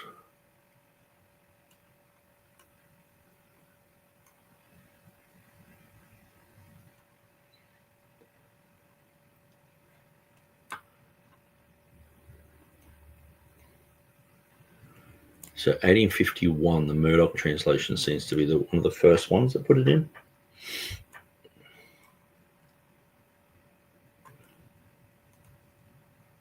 And then the revised version and such we are. So I don't have really any textual information. I don't have a commentary on it yet. So I'm not sure if I've done work on it, though. Sometimes I'll be chatting about this and think, oh, I'll copy that into my website. I never do. So, okay, so let's continue to try and get through this this article before the 4-hour mark. So we've got like 40 minutes. We should be able to do it.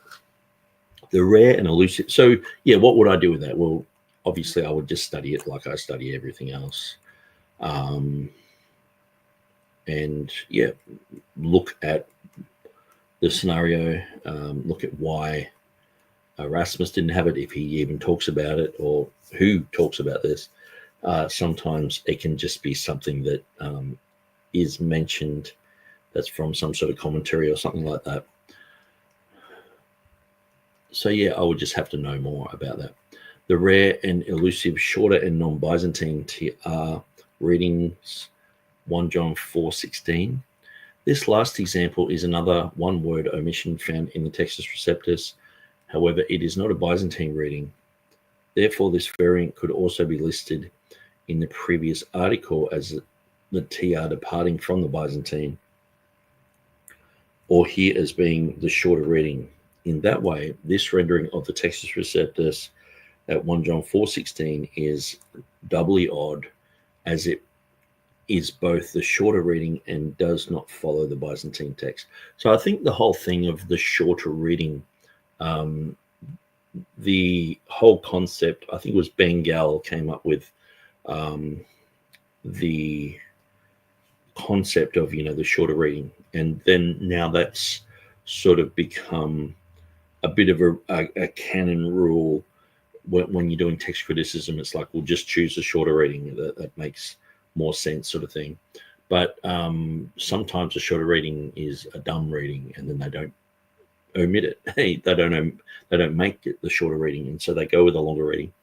But the thing is, it is, even though it has become overused, I think it doesn't mean that it's not still an interesting textual principle, where if you've got a shorter reading, sometimes it can make sense that in certain circumstances that is the reading. I'm not saying in all circumstances there would have to be a whole bunch of criteria for it to work, but yeah. Anyway, so I would just say that we can't just go the opposite and say, well, okay, well, the critical text, they have this rule, the shorter reading, so the Textus Receptus, they shouldn't ever go with the shorter reading. And it's like, well, I guess it just depends on everything, so. And I guess too, we're not really examining why Beza did this, or Stephanus or Erasmus or whoever has these readings, which is more so what I would look at. This is more so just talking about the Textus Receptus, and we're examining that with the Byzantine text and looking at other things. And so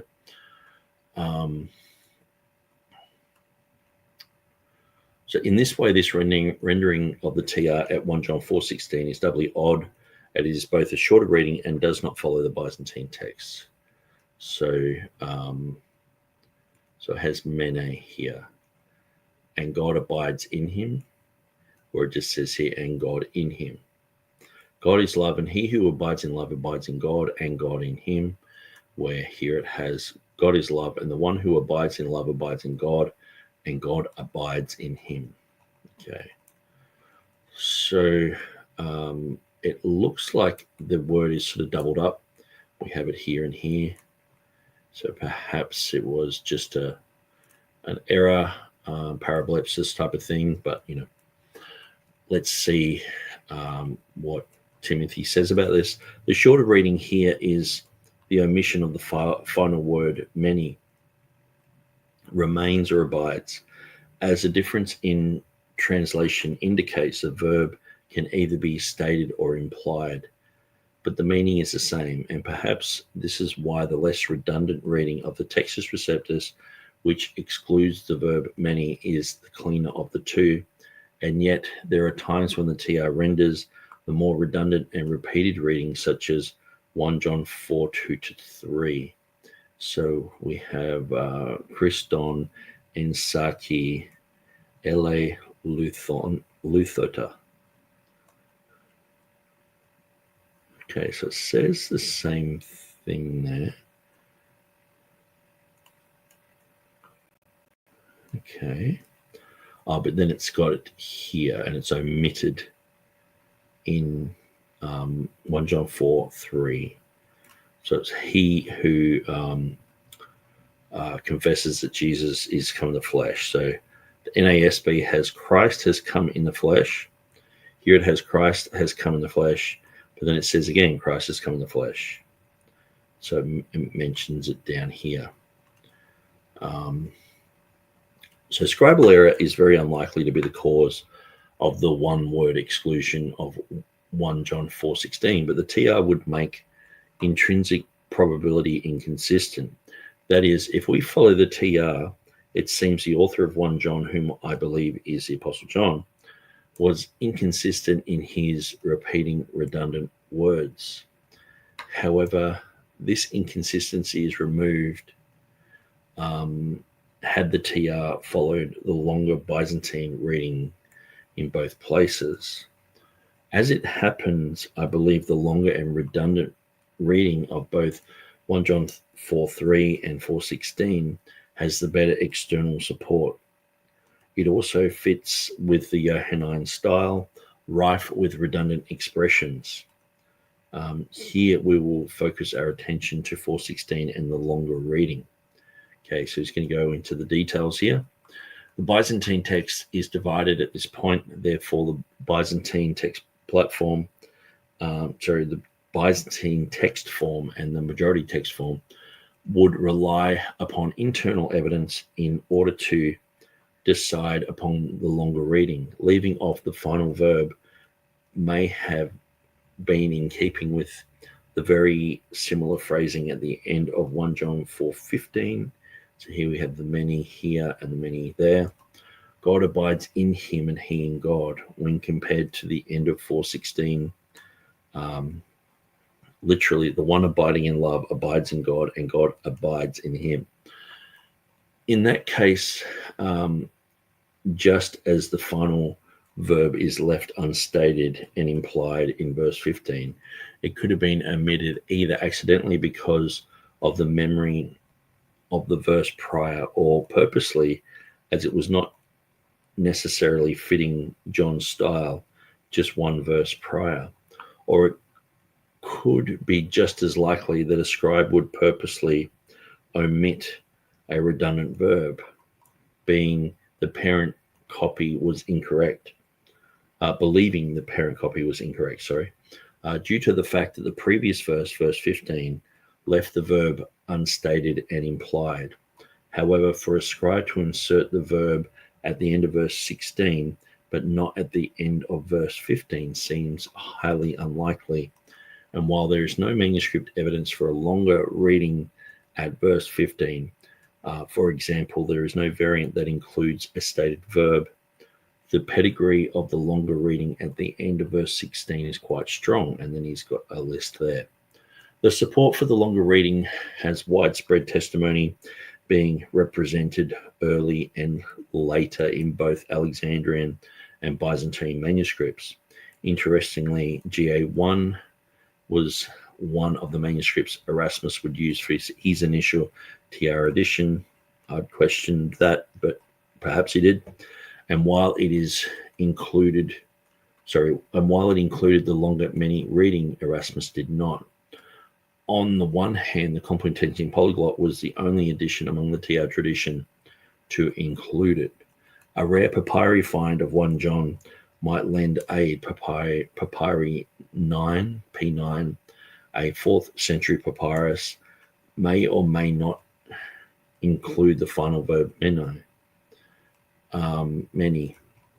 However, the horizontal line at the bottom right may indicate that an abbreviated version of it was original, just as 2 lines above another line was used to possibly abbreviate the K to a K.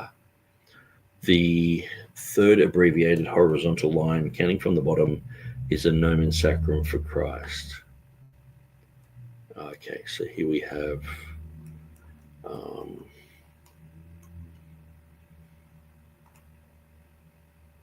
okay, so that's Christos there.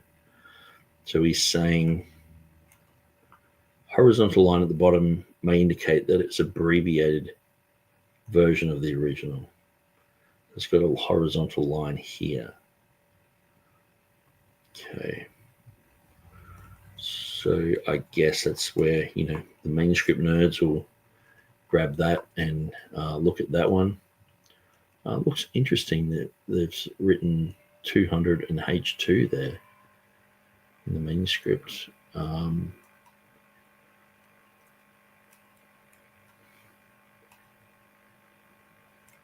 Yeah, very interesting. So that's 1 John 4:16. The INTF transcription of this papyrus fragment reads, and here is Christos there.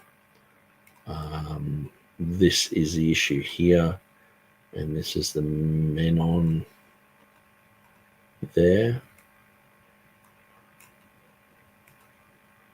So I know it's quite technical, but I'm just trying to get through this. The dot under the mu of line 10 here, yes, there's the other many, I was looking for it. Menun and many indicates uncertainty. The note for the word in question at the end of line 10 says abbreviation stroke for many. The truth is, the very next word of verse 17 could be the start of what's lacking in this fragment, so we cannot be certain. To be fair, the manuscripts that support the shorter reading represented in the TR also has some strong witnesses to its credit. The NA28 lists the following, so it has this. Of these, A33, 1735, and 1881 are important manuscripts for 1 John. However, the original hand of 1881 included the longer reading only for a corrector to erase it off. We cannot be sure if it was the same copyist or a later editor, but most of these manuscripts are very Byzantine in their clustering, thus limiting the omission to one specific textual stream. Nevertheless, the Byzantine is not completely unified.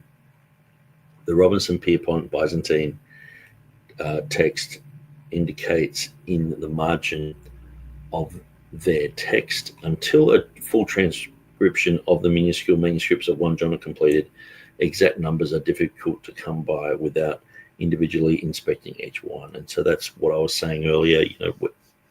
In many of these places of the New Testament, they haven't looked at all the manuscript evidence, and sometimes too, certain manuscripts are just deemed as like, well, we think that that's written after the age of printing, so it's not viable. So it's just gone, and there's not much information about it. And it's like, well, who decided that?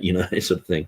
And so that's where, and also the whole thing of manuscript evidence just going up in smoke, or libraries getting looted or burnt down, or wars happening. Some church getting bombed that had a manuscript there. So footnote number 8, this author is doing this very thing for 1 John 1:4. It is a slow, tedious, and laborious process. So Timothy Decker is going through all this, and for this one place here, 1 John 1:4. Okay.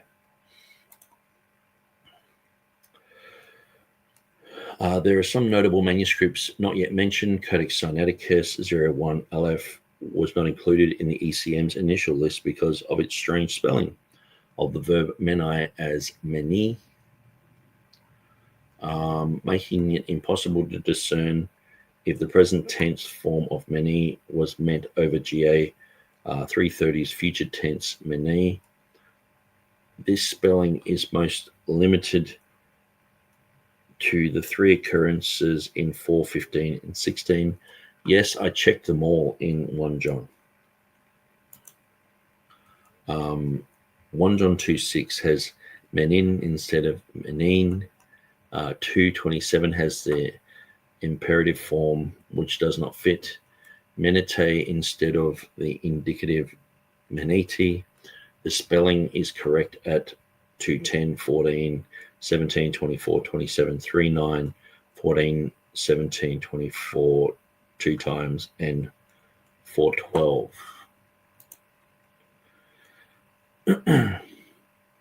I'm not entirely sure what accounts for this strange spelling at verses 15 to 16 of 01 Aleph, which is Sinaiticus. Notably, the first and third occurrences of misspelling split the word in half, with one line ending with me and the next line beginning with ni. So me, ni. You can see it there. But it's interesting. Look at the word above it, mani.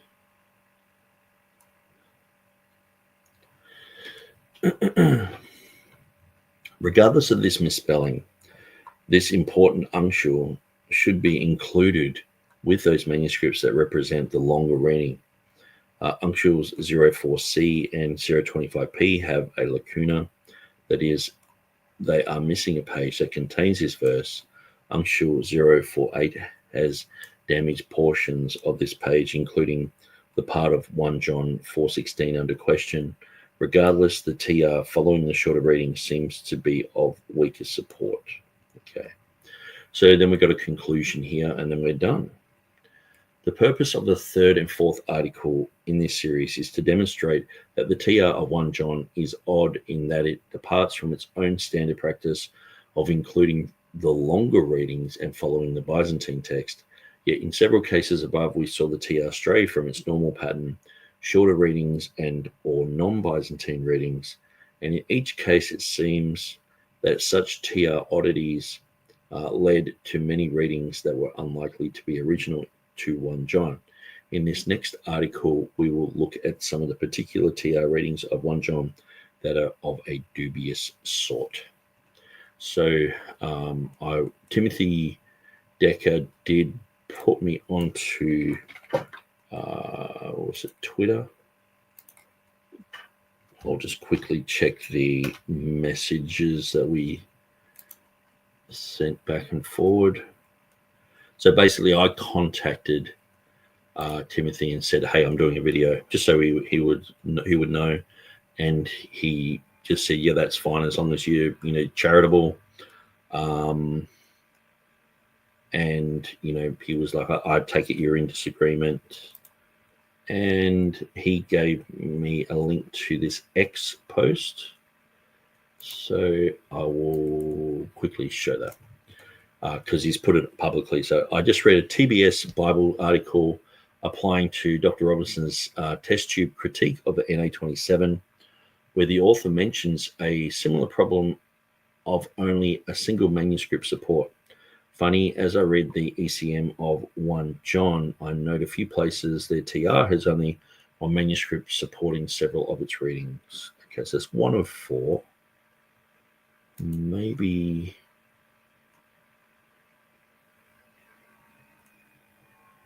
it says 1-4, so I'm not sure how to actually go to the other ones. Now I'll try doing it so I'm offline because I don't actually go on X much because there's so much rubbish on there. But maybe a few posts. No. Explain this post. No, I'll go to Timothy Decker. I'll just see if I can zoom down to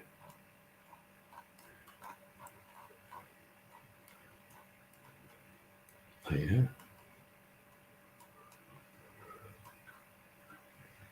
Is it November 2024? Okay.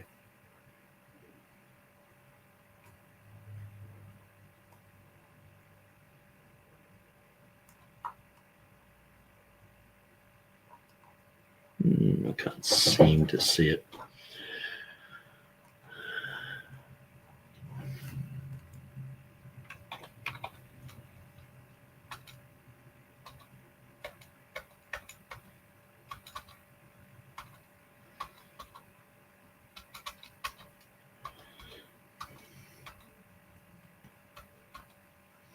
Okay, I'll type in Textus. No. So anyway, I think I'm just, but yeah, it seems like Maurice Robinson. So I'll read through this post again.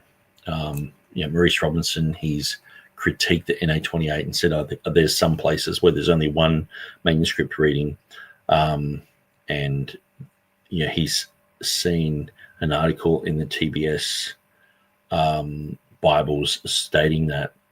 But then he's saying there's only one reading sometimes for the TR.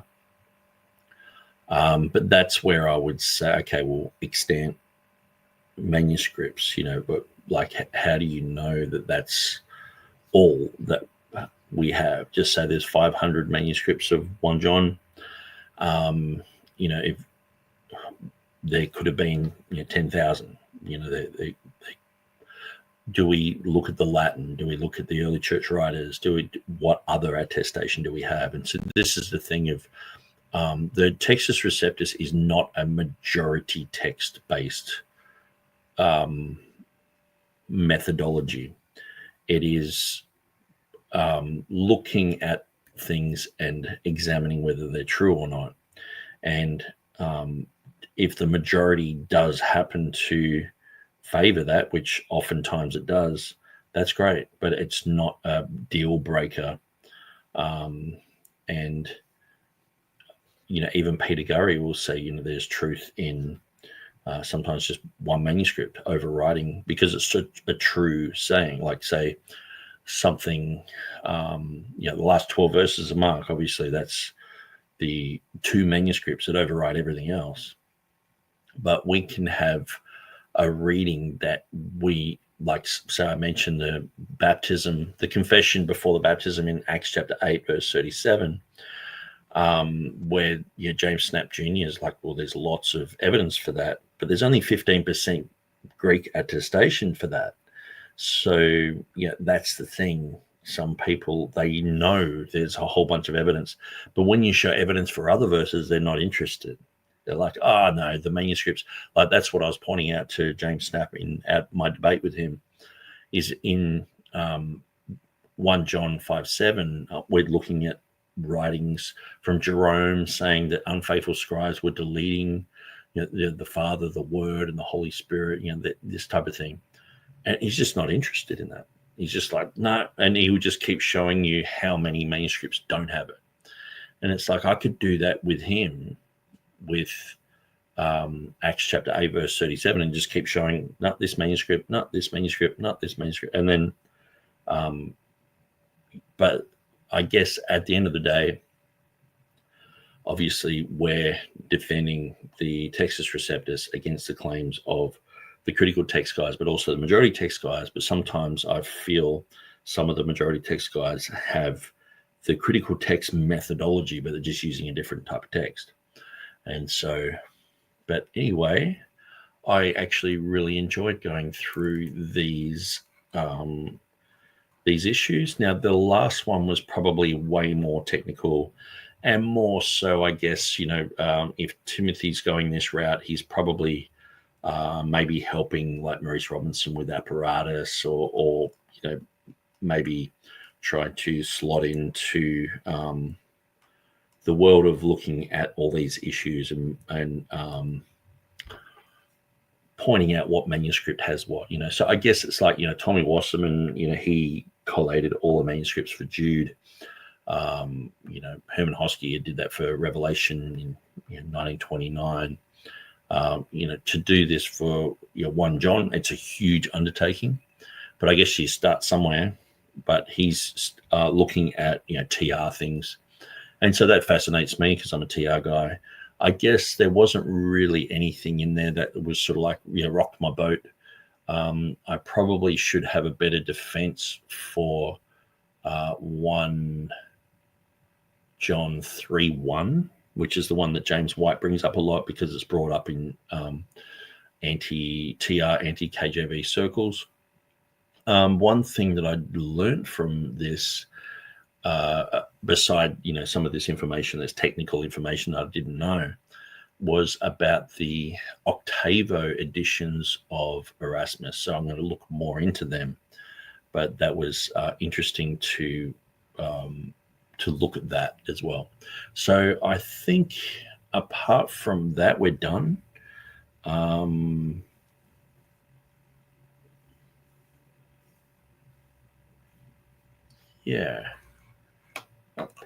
So apart from looking at that, and so in our conversation, he says, I had one more part to write, but I got delayed because I'm in hospital waiting heart transplant. The gist of it is found in it's found in the thread. Okay, so maybe I'll look at the comments. Okay, it's asking me to sign up or join. I think I've got Twitter on my phone. Yeah, I do. Okay, I'll look up. Actually, I'll go from Facebook to Twitter. Go from our conversation.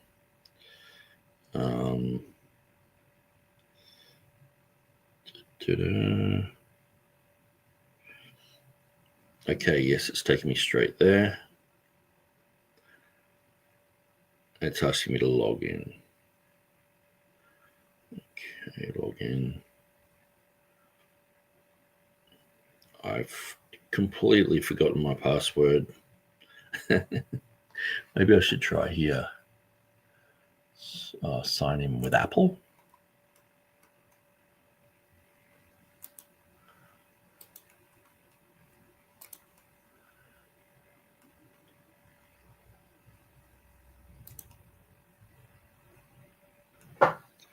Okay, I'm doing all this technical stuff. I have to do a code, sign in with passkey.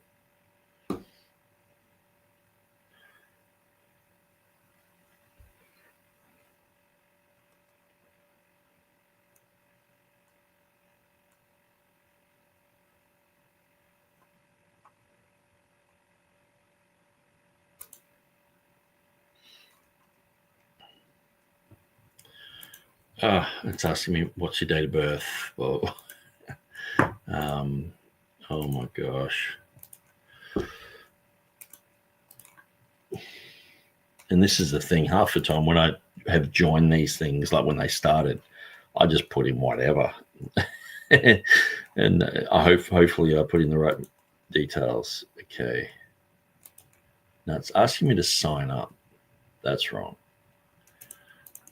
Skip for now. Skip for now. Skip for now. Next. No, I'm actually signing up. I don't want that. So, yeah. Anyway, I will end this live stream. So, thanks for joining us, guys. Nearly another 4-hour one. And I think we've exhausted the material here. Now, there was a couple of other articles I haven't even really looked at yet. There was this one here. Psalm 12, 6 and 7 as proof for Scripture's preservation. So that would be an interesting one to go through and check that out. So,